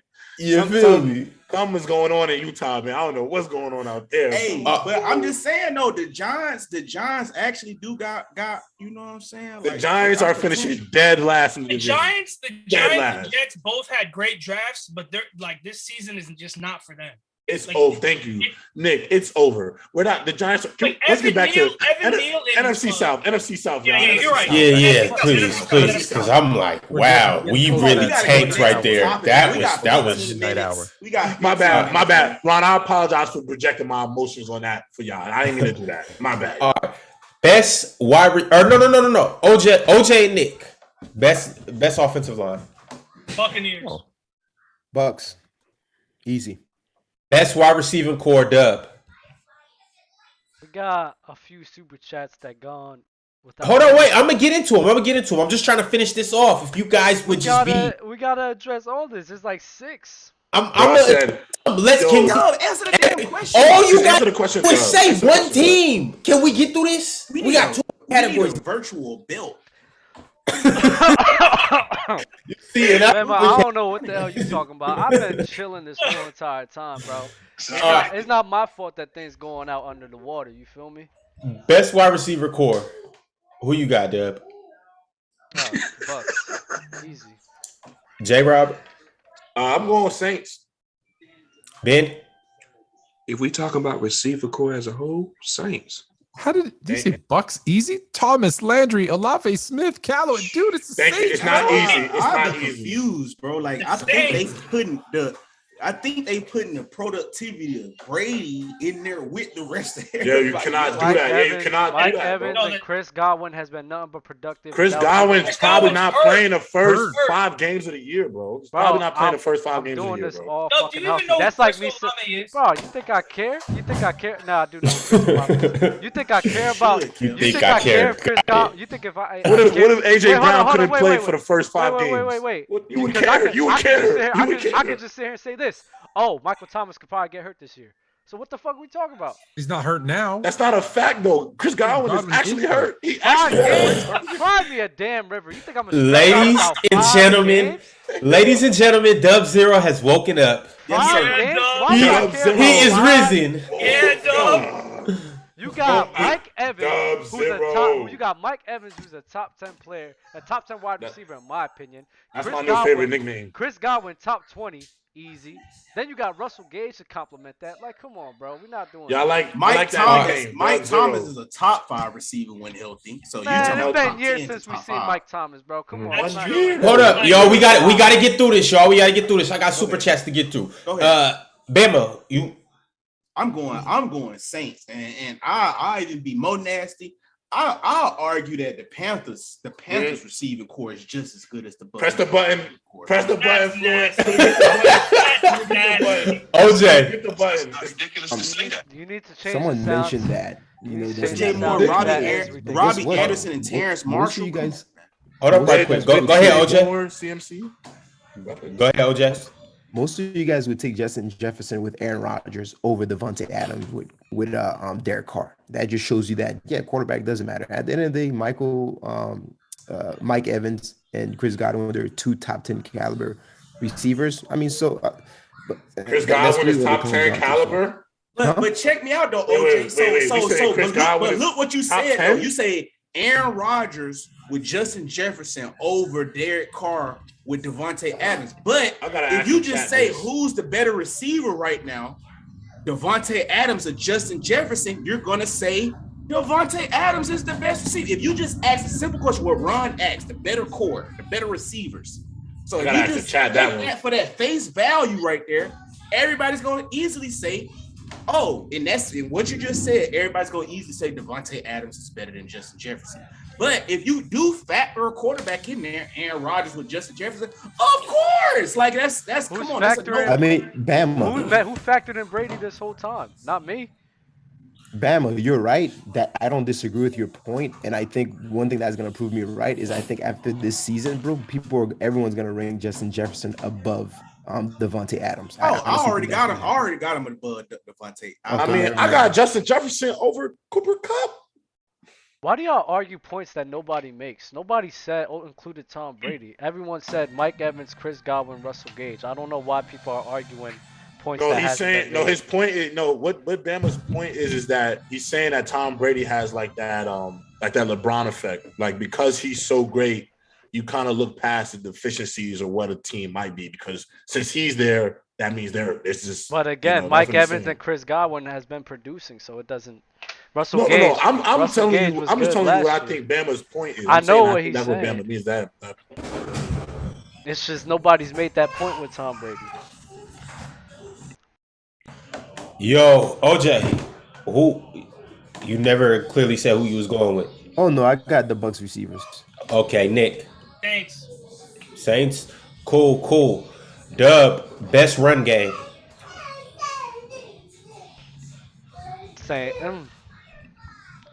Saints. I'll go with the Saints.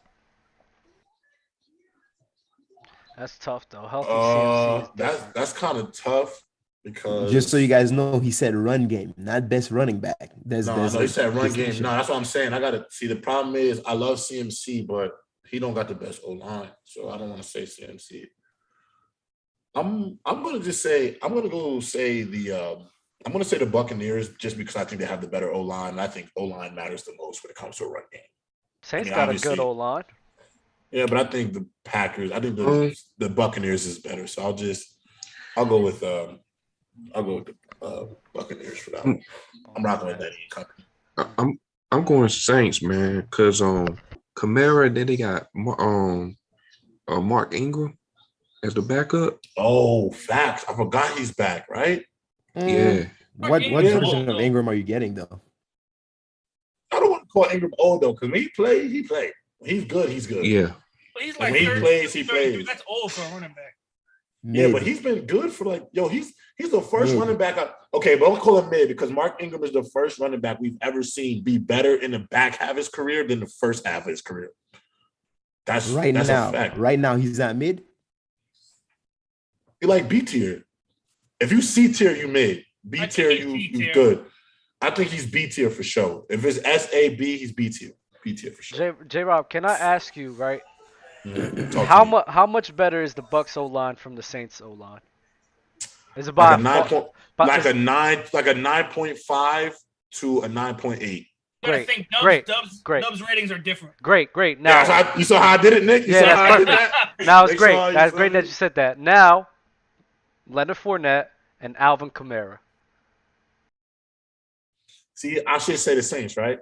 I think you should have said the Saints because he tried to factor in the O-line. I think he said that for CMC, but the Saints have a good O-line and they have a way better, not way better. You know what? I'm gonna tell you what my problem. I'm gonna tell you what my thing is. My real issue is, I look at Alvin Kamara and I look at Leonard Fournette and I think run game. I know when it comes to Alvin Kamara, they're not going to just give him the ball handed. They're not going to hand him the ball off. They're not handing him the ball off. They're not going to hand him off the ball 25 times. He's going to get the ball. Like Leonard Fournette is going to get the rock 25 times. So that's why I'll say his game is a little bit because he's getting more I think he's getting more handoffs than Leonard Fournette than Kamara. I think Kamara, if he's going to get 15 carries, but he's also going to get 10 receptions. Yeah. Like 7 to 8 receptions along with that 15.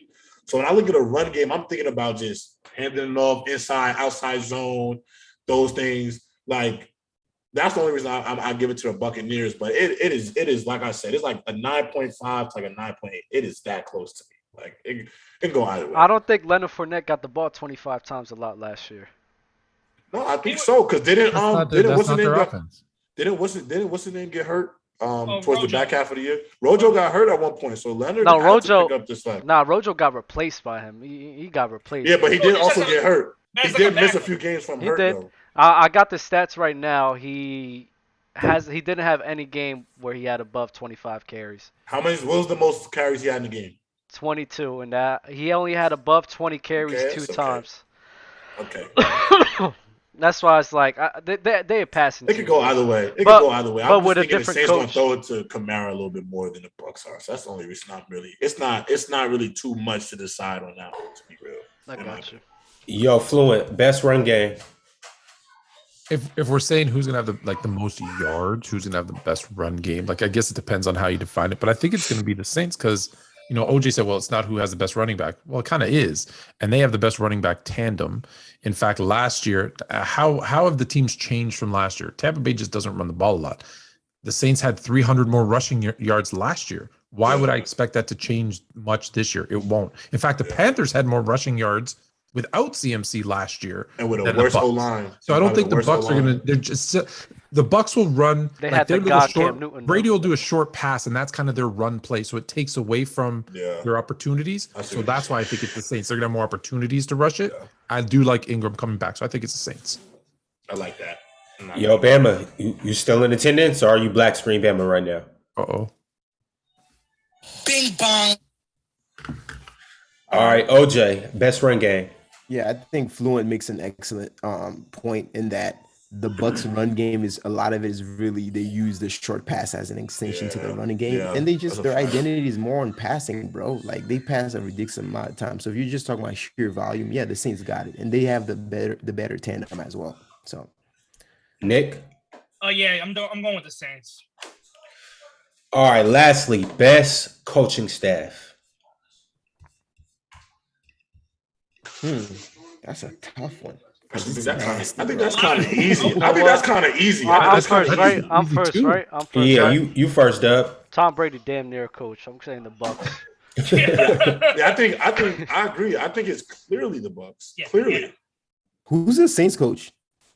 Sean Payton is gone. Their offensive coordinator from last year. Dennis Allen, I think. They got the same coaching staff from last year. Who you got, Ben? Then you got Matt Rule, and I don't know who the Falcons coach is. I go Bucks.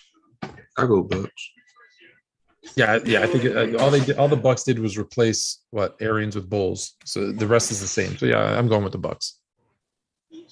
Oh, defensive coordinator. I'm sorry, guys. Defensive coordinator. OJ, you're going with the Bucks?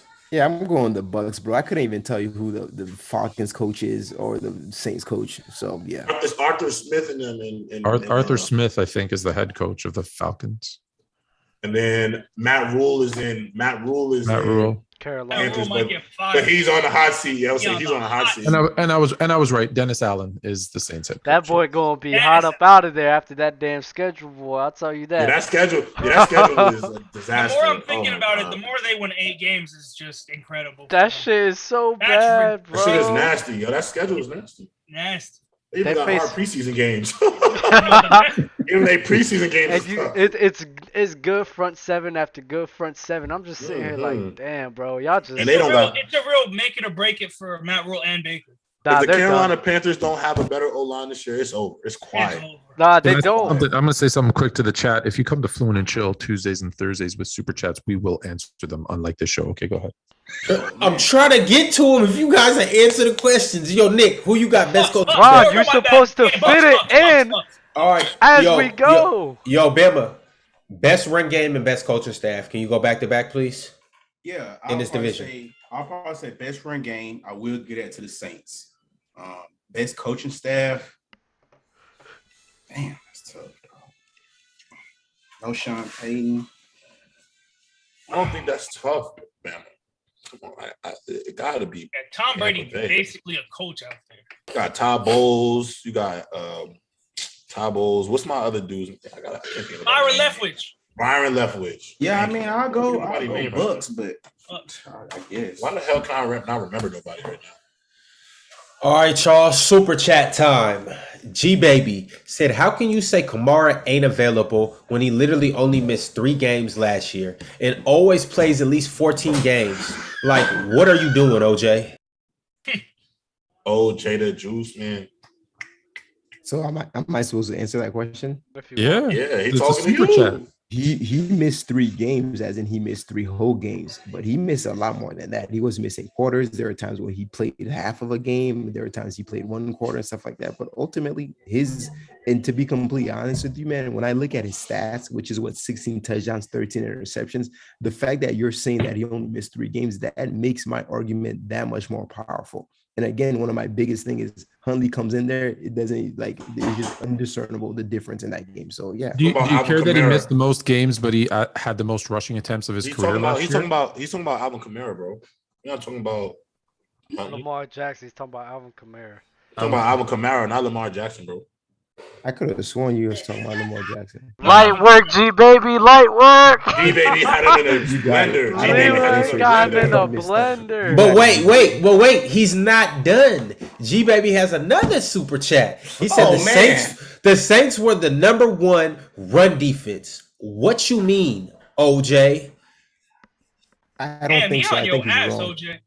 I simply think he's wrong. I'm pretty sure the Bucs, hands down, the entire season had the best run stopping defense in the league. I'll have to look it up. I just think you're wrong. Fact check time. We'll look it up. While you guys are doing that, Trent McGahee with another one. Hey, Dub, that might be the new thing. Fact check time. Let's look at the numbers. I'll get it on the soundboard. NFL team opponent rushing yards per game. No, don't get it on the soundboard. I want third after Tennessee and Baltimore. Oh man. Yo, fact check time. Trent McGahee with another super chat said, "First off, we beat the fuck out of Bama. First off, we beat the fuck out of Bama State. Second, stop disrespecting my Giants. Third, Marshawn Lynch overrated, but that's for next week." I'm gonna lie, Trent. I already put a poll. Wait, why does Trent not like Marshawn? This has been like 2-3 shows in a row. Trent, I ain't gonna lie, Trent, I love you, brother. I love you, kid. But you're showing your age by telling us that Marshawn Lynch overrated. You are showing your age, kid. And that's ridiculous. For OJ, the Bucs had the 3rd fewest rushing yards and the 5th fewest rushing touchdowns. So they're up there. They're up there. Wait, what about the Saints? What about the Saints, though? The Saints. The Saints were 4th in run yards allowed. So whoever said that chat, listen to me. And congratulations, you played yourself. And they're below the and the last other thing, Trent, bro, we're not gonna be up here talking about the Giants, bro. Like, we're not doing it, bro. Like, I am going to make sure that when I'm here, we're not. We'll talk less about deep. the Giants than we did the Falcons. Like at the end of the day, if I'm a Jets fan, I'm not pushing that narrative ever up here. For what? For what? Giants are so to waste our time. Bad. I have too much respect for my peers to waste our time to talk about Daniel Jones and what are they gonna do this year, bro? Like, Tyrod Taylor is literally better than Daniel Jones. Like, yo, y'all gonna finish 4th in the division, bro. I don't know, bro, because look what the ball did for Josh Allen. Josh Allen was horrible coming to the NFL. The ball gets over there, and now we think he's better than I like Brian Dable. I love Brian Dable, but he's going now. He's over there in the Giants. I'm not just finna write off I am Jones. He's 6'6", bro, and he's I'm fast, sleeping. It don't wake me up. Kenny G, don't wake me up. Kitty G, don't wake me up. Darius Tony, one day. You feel me, Ben? Don't wake me up. Darius Tony wants to get traded. Yo, Ben, I'm asleep and tell that boy don't wake me up. Hey, Fluent. Tampa Bay averaged 91 yards per game, while the New Orleans Saints averaged 93 yards per game. Yep. Their opponent. Fact check time. That's right. Fact check time. Oh, my bad. I thought you said the Saints You're were correct. bottom. I thought you said Saints were bottom. I'm sorry. Fact check time. Yo, fellas. So we were supposed to do a draft. We were supposed to do a bump and run 1v1 segment. We really don't got time for all of that. So we can do one of two things. Wait. We can either good show, though. Hey, we could just get into some current news, or I got a pressing question for you guys that I would like to be answered. Sponsored by none other than Sports Fluent. Oh. Pressing question. What's the pressing question? Come on. All right, let's do it. The pressing question is: passing yards should not be included in yards after catch. Oh, okay. Yes, they should. They should. Because simple reason for that is being, as I'll regurgitate what I said in the chat. A lot of the times, like you could say like, oh no, but I mean, you gotta kind of, even on short passes like those slants and stuff where they run 85 yards, you still got to put it in on some type of money in order to lead him. That way he keeps his speed to continue to run on for the catch, because we can see numerous times. I mean, look back with Deshaun Jackson, what Donovan McNabb did to him. Short route, threw him right into the DB, and he was asleep. He woke up in the hospital. You see what I'm saying? So it's like, you can easily say like, nah, it shouldn't be. But on other cases, you look like, hey, you can end up throwing the receiver out of getting no yak. You know what I'm saying? Yeah. So, I mean, you also can look at situations like what Jamar Chase did with that little slant. He broke like 9 tackles. But for the most part, these quarterbacks throwing them boys in a position where they can make a play on the ball. So, and in the defense, my daddy was a quarterback. The quarterback got to worry about so much, the protection, what coverage they in, what a middle linebacker. Should I flip this play? Should I check this play? How far the DB off the ball? Oh, who my number one read? Where I'm finna go with this ball if they do this? What if the safety drop? He got so much he worrying about. So, I mean, them short passes kind of, it's like to offset all the pressures he have to deal with. So that's why I feel like you can't necessarily just say, oh, yeah, you shouldn't scratch it. And the NFL, they also do have advanced analytics to show you, hey, this quarterback passed for 5,000 yards, but 3,800 of them was air yards, and the other 1,200 was yak yards. So they kind of do have it, but you got to get a quarterback credit, because if I'm a quarterback and I get my chest plate blown out, but I was still able to hit this slant coming across the middle of the field, you finna give me whatever he pick up. I don't care if he ran for 1 million yards. You finna give me whatever he pick up. If Aaron Donald really just cracked me right in my chest and I damn near barely can breathe, whatever he pick up, I'm getting that too. That's me too. I agree. You know what I'm saying? Because not all quarterbacks do well under pressure. I think, I agree. I think it's not fair too to not give him those yak yards because the numbers gonna be shrewd too. Like if you want them offense that throwing quick slants and hitches and shit, we're gonna be out here saying, oh, so and so throwing for 2.5, 3 yards, 3 yards a carry. I mean, a throw. So I definitely think like it's important to have that as a stat because also too like how does it look that I threw like for example Justin Fields when they played Clemson that year he had like 5 bombs. Some of them Olave had to run it in. What we look like saying, oh, you instead of that being a 70-yard touchdown, it was just a 65-yard completion. Yeah, it was a 52-yard completion. Because this is my thing. If we're sitting here saying that yak don't count, then that means touchdown passes don't count. Because what if the receiver run it in? It's not a quarterback touchdown no more. You know what I'm saying? Like if we're gonna get rid of yak, then that means you got to get rid of the touchdown. Because I mean, if the yards don't count, how did the touchdown count? So I definitely think. So do you guys look? I wasn't suggesting that we do it this way. The question is, should we? But then the second is, do you look at air yards? Like when you say, whoever had 5,000 yards, do you look and say, well, only 2,000 of those were air yards? I think it's hard. I know the stat is there. But do you look at it ever? I think it's hard. I don't. So fluent. Go ahead. It's hard as hell. It's hard as hell to throw for 5,000 in general. It's hard as hell to throw for 4,000 in general. I don't care how it comes. I mean, that shit's hard as hell to do. If we take away the runs after catch, all that does is just lower the bar for yards. Yeah. I mean, it's probably instead of 4,000 now, it's gonna be like this guy threw for 3,000 or 2,500, and he's elite. Like it's just all it does is lower the bar. So runs after the catch. I mean, it is what it is. So don't listen to Bama because he knows his quarterback's going to throw 2-yard outs and Tariq Hill's going to take 80 yards. Wow, this is blasphemy. Hey, OJ, before you go, I just want to get this last point on because I'm good on this after this.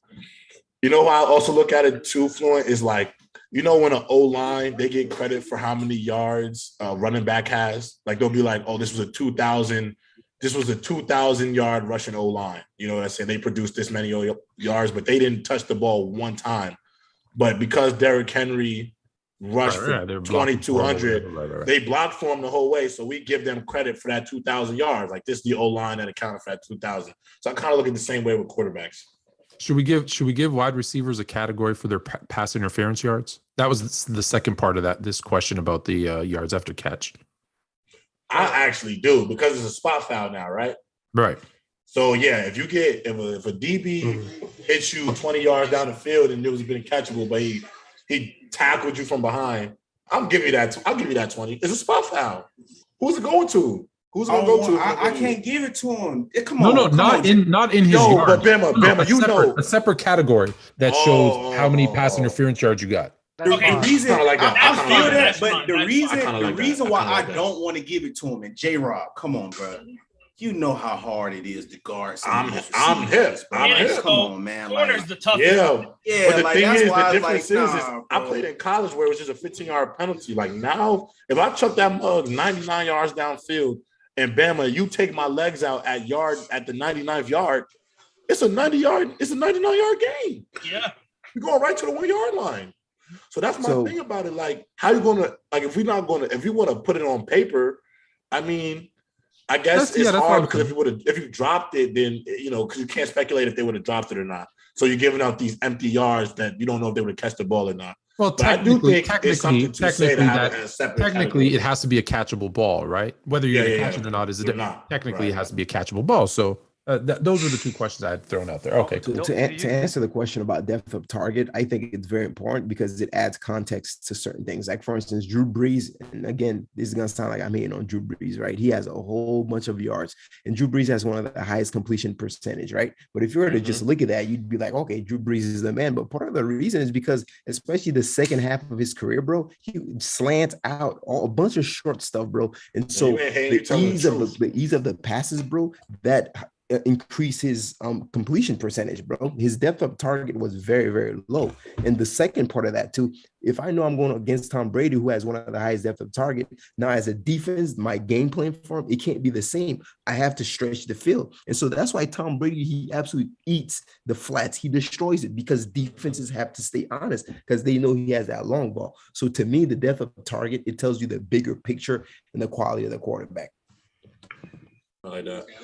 I like that, OJ. I like that. Yo, J-Rob, if they started including it for yards, wouldn't you think that wide receiver would start trying to like flop for pass interference calls just for the yards? See, but the thing is, I'm gonna be real with you, Dub. See, I feel that, but I mean, wide receivers been doing that already. At the end of the day, I'm not gonna front. People, like I hate when people be like saying a DB is whack because they get burned a play or two or they lose. Not true. Yep. It's not true. Like when people be on Trayvon Diggs, they be like, "Oh, he gave up so many yards." That man had 11 picks. That means that he's competing to make a play every down on the best guys on the field. I'm not saying he should give up so many yards, but what I'm saying is gambling a lot too. Gambling a lot, but also OJ. Remember that gambling won them a game in Gillette Stadium. But I mean, another that DB gambling broke it down. Another DB broke it down. Hey, hold on. I put a lot of stock into. That's how he's supposed to. I'm gonna be honest. That's what he's supposed to do. That's what he's supposed to do. But I'm gonna say this, Bama, compared to most people, is I put a lot of stock in your ability to take the rock away. I think that is so valuable because let's be real about today's games. Guys like Mahomes, Rodgers, Josh Allen, the Burrows, they're going to get into the end zone against every defense. They get into the end zone. So your ability to take the rock away I think is so valuable that, I mean, I think the rules is kind of already shrewd. I think wide receivers have a lot of advantages in PIs. I think the NFL is finally. Hold on, OJ. I gotta go back, OJ. Who did you compare Drew Brees to with air yards? I didn't compare him to anyone. Oh, I thought you said compared to. I thought you compared him to Brady. Okay, my bad. I said in general, Brady's depth of target is pretty high. It's actually Drew Brees is higher than Brady's. Like personally, I just feel like career wise, Drew Brees is higher than Brady's. I think y'all are thinking about the last Do you give Otto Graham love because he has the highest air yard per team all time? When you said that wide receivers do that all the time, I heard you. Because I think the PI thing sometimes. I think a lot of them, some PI calls, and maybe I'm biased. I play corner, but I do think some of these calls be bogus as hell. Like, of course they are. Like receivers. A lot of receivers, they always say, "Oh, the DB makes contact," but nobody ever wants to talk about when the receiver is arm barring the DB. And at the end of the day, you taught as a DB, you got to fight for your position. You got to fight for that leverage. And my issue is, how am I supposed to win if I can't? If he can touch me, but I can't touch him, how do I win? No, you're right. Listen, J-Rob, I'll tell you. Look, I didn't play in college. I played in high school. But when high school was done, I went to college camps in that summer before I decided to take basketball instead of football. And the first thing you're taught is if a DB's close, hook his arm, turn his arm, jump into it. Like you're taught all this stuff so that when you go up, your arm is now over mine, and I get that PI call. Those are the things we learn. It's like the James Harden swipe. Remember James Harden was getting his calls off because they tell receivers to do the same thing, and it looks bad, so it looks like it's your fault. But how's it my fault when I'm just trying to get position? If I'm going like this and Fluent go up under me, it's gonna look like I did it. It's on me. My best. Listen, I told you this. I'm 6'3", but my wingspan's about 6'7", 6'8". So my arms are long. So when I come and my DB's running, it's so easy for me. I'll use the mic to come up and under, and now you hooked me, and now it's a PI call. Like it's a PI. It's a call every time. I don't think ultimately, I just don't think the rule like really protect DB. That's why I think like some of the best guys like it's so hard Marcus to Lattimore right now. Maybe the toughest position. It's ridiculous. Like guys like Jalen Ramsey getting $100 million, they deserve every penny. Because if you can go be on an island against the best dudes in the league, you need all that bread. You deserve every dollar. Because it's hard to do. It's hard. Some demons, bro. I'm not lying, bro. That's why I give Trayvon Diggs a lot of credit, yo. 11 interceptions. You know what's funny? Because people say, "Oh, look at Jalen Ramsey get burnt,'t," but like, how many times has he gotten burnt versus how many times is he in coverage? Like the percentage must look be at the whole tape. Small. The one play you get burnt, then he got smoked all game. They love to highlight played everywhere. Come on, bro. Like sometimes it's cool to be a DB because I'm getting bailed out by Aaron Donald. Okay, I'm not mad at that. Thank you. All right, y'all.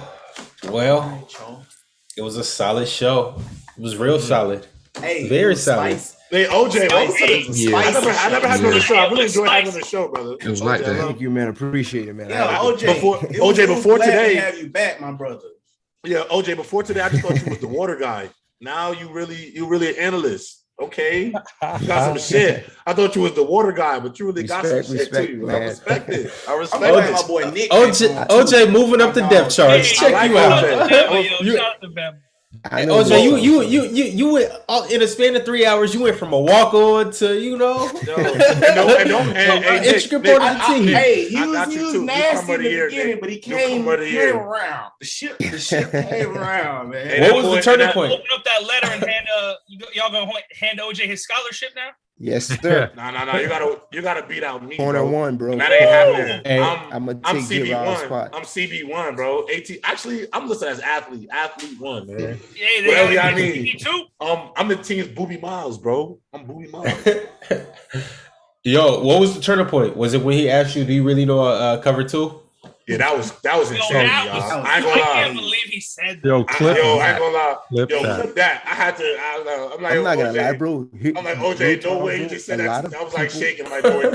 A lot of people, man, that's on TikTok that talk sport. They actually don't know the X's and O's. Yeah, no, that's a fact. Most people, a lot of people on TikTok don't even know what an A gap. No, I agree with that, OJ. I remember what an A gap is. No, I remember I watched it. I never assume people actually. No, you can't. No, you can't. Though you're right. I remember I watched one guy. They don't even know what a one technique is. No, they don't. They don't. You get to talking like that. That's when people be like, "Oh man." Oh shit! Yeah. I'm gonna tell you straight up. I remember I was watching somebody on TikTok like break down like plays, and he was breaking down how Chris Olave. He doesn't think Chris Olave is that great. I don't remember his name, but you know the clip. Do you know the clip Fluent that this mug put on Instagram on TikTok? He put Chris Olave running a rub route as him being like, I'm like, yo, you clearly don't, like, people don't be understanding concepts. Like, this route, Chris Olave ain't supposed to get the ball. He's rubbing to get Nick Jimba open. Like, what are you talking about? The people on TikTok that do videos where they break down film, where they cherry. Yeah, I hate it. And this guy, look at those are the worst. I make fun of them all the time, bro. I'm like, sometimes like, yo, they'll be like, oh, this guy missed a tackle. He's not that good. I'm like, bro, but it's not his tackle to make. He's just supposed to force the shit inside. The thing is, bro, they don't know what they're looking at. That's the problem. Yeah, that's the problem. They really don't know what they're looking at, man. Well, hold on. It's one of two. Sometimes I agree. Sometimes they don't know what they're looking at. Other times they're looking for something specific to make their point. To make their point. Always find confirmation bias. Something, right? Yeah. I'm like, yo, if he didn't make the tackle, but the ball goes inside and Bama makes the tackle from his middle linebacker spot, then I did my job. Yes. I'm supposed to force this ball into this gap. It's not supposed to break to the C gap or go outside. I got contained this play. Supposed to come back inside. It's a 2-yard game. Bama made the tackle. I think I saw that one. Played football before, where I think the end was in contain and like, look, he's just standing there. No, that was his job. That's his job.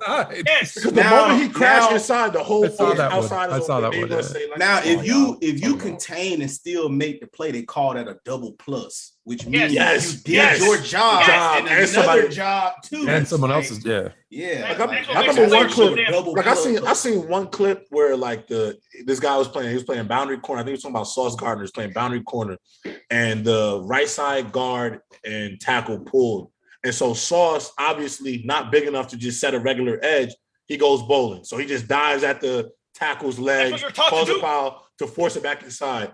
This motherfucker said he was unwilling to make a tackle.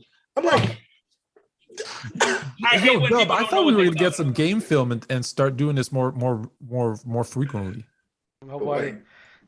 Nobody asks. Talk about it. I think we should do that. Dub. What happened, Nick? Dub must be talking to some chicks right now. Yeah, where's Dub at, yo? Dub don't like when we talk X's and O's, man, but that shit started messing his brain up. It's starting to fry. It's starting to short circuit. Let me tell you something. Like I said, let me tell y'all something. I have been the motherfucker that has been predicting the most shit up here. Out of all of you motherfuckers. Out of all of you motherfuckers.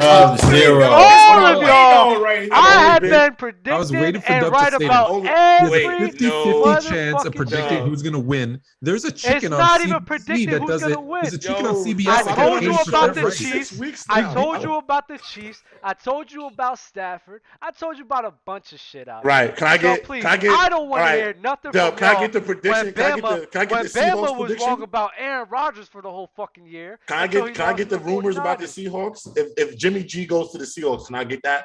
Can I get that off? What? No, you got that. Can I get that off? I'm throwing my predictions in here. No. All I'm saying is don't talk shit to me when I've been the main motherfucker who's been right. Yeah, dog. Yeah.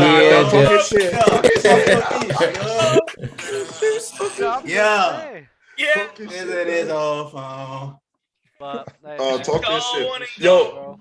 More importantly, can we talk about Fluent? Chill. Yo, Fluent. I need a at myshopify.com. Yo, Fluent. I need an XL and I need a medium sent here for me and my lady. You want a medium? I need the medium for my lady. The you want to wait? You want to wait because next week we're dropping new stuff every week. Next week is Mrs. Fluent, Mrs. Chill, and Host Haley. Maybe you want to get her a Host Haley shirt. Oh yeah, maybe I'll get her that. Okay. That's come every week. New I saw the athlete. I saw the athlete though. We ain't finna support Haley till she come over here in the chat and say something. How come she gotta watch us too. She ain't ever in my chat. She ain't ever in this chat. Later, OJ. OJ. All right, OJ. You got some closing remarks on the way out? Yes, I have one closing remark, bro. Middle of the season, bro, around week 8, please invite me. We're gonna reevaluate. Yo, OJ, when you going live on TikTok, I'm pulling up. We're going live on TikTok again. I'm pulling up. Absolutely, bro. Absolutely. Yeah, y'all got each other's socials and everything. I'll get his joint. What is your TikTok? OJ knows my TikTok is Johnny Rob IV. I think. I'll tell you right now. Hold on. Are you in Arizona right now or Toronto? I'm in Arizona. I'll be in Toronto actually in August. Okay, because it's Johnny Rob. Johnny Rob in the IV, chat, bro. If anyone's in the chat or knows anyone, can you type it on the Toronto, chat? Yeah, I'm about to type it put right it in now. the chat. If anyone's in Toronto on Friday night, hit me up. It's the premiere of Dem Ones. The sitcom is premiering. We're gonna have a premiere party downtown. I'll hit you up the links. We got a DJ. We got live performances. It's be off the hook Friday. Yo, Dub, and Ron, I got beef with y'all, yo. What's the beef? What? How do I get how do I get my name in blue with a wrench next to it? I'm all grayed out like the red. No offense, chat. I'm just saying, like I be here. I don't got one either, bro. I'm trying to figure it out too. I don't know. It's hard to get that wrench to the blue check. Yeah, look at me, Rob. Look at me. Yo, what's going on? What's going on? Like, how does Zay and I like Zay, he's good, but how does Taz have a blue and I'm gray? Taz is regular too. Come on, Taz got one and I don't. Hey, Taz be doing his thing in the chat. On top of that, Taz come up here. Taz ducking me. Taz ducking J-Rob. Taz ducking J-Rob. Taz is ducking J-Rob. Oh, I think they're moderators. Are they moderators? Yeah, they're moderators. That's why they're in blue. Oh, okay, that's cool. Zay. I wanted like player's choice. I want mine with big, bold backgrounds. I want everything. Yo, Fluent. Yo, what up? So we can't get like a sneak peek, like a clip of a scene or something. Like we can't get anything about them ones. Yeah, you want a clip of a scene? I got a clip of a scene. Love it. Yeah. Where do you want it? I would like for you to just send it to the group, like the chat. I mean, I love you guys, but I don't know if you guys are in like that. But I mean, Fluent, if you want to let it be in like that. Mm-hmm. Hell yeah, I got the raw. It's raw. It's before it's even. It's the raw footage from one of my scenes that has. It's okay. I'm used to watching unedited things from Gridiron, anyways. We need to find better editors. Oh yeah, I'll send it in the chat right now. I'll tell you right now. I couldn't do as much as I did, bro. All that shit y'all be doing. I had Haley. I was throwing Haley and Chill last night after Fluent and Chill, and they were killing themselves laughing. All right. I'll send it.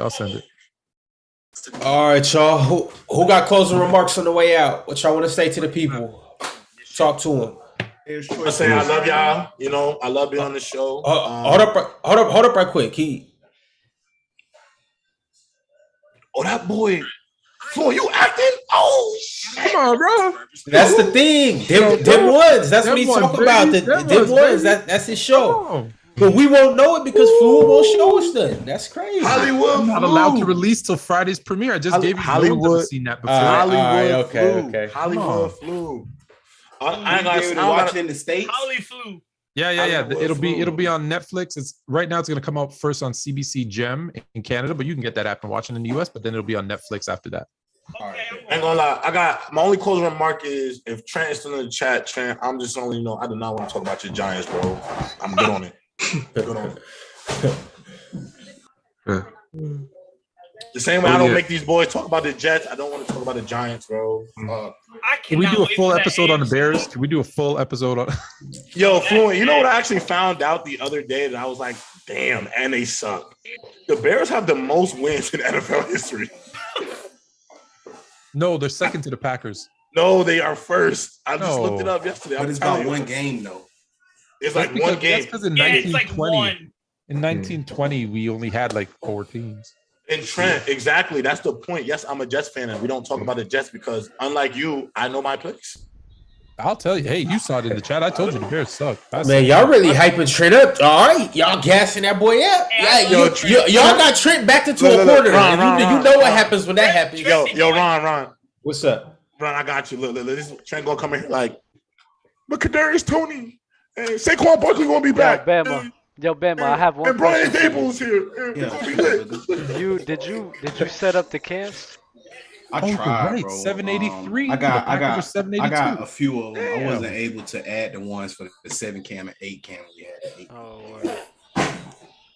All right, y'all. Ben, what you got to say to the people? Follow us, Players Choice Gridiron. Y'all been slacking. Oh, you said Ben. I thought you said Bam. My fault. Thanks for the love and support, man, for the show and all that. Throw down tomorrow, Thursday, 7 o'clock Eastern time, every Monday and Thursday. Y'all join up, be nasty in there, bro. Like, it be nasty in there. Somebody told me Roundup Sport, for y'all don't know, that Honey Badger ain't top 10 safety, you know what I'm saying? He's overrated. You know, it gets nasty in there. Nick, you be in the Discord? Yeah. The Discord all the time. 24/7. Discord.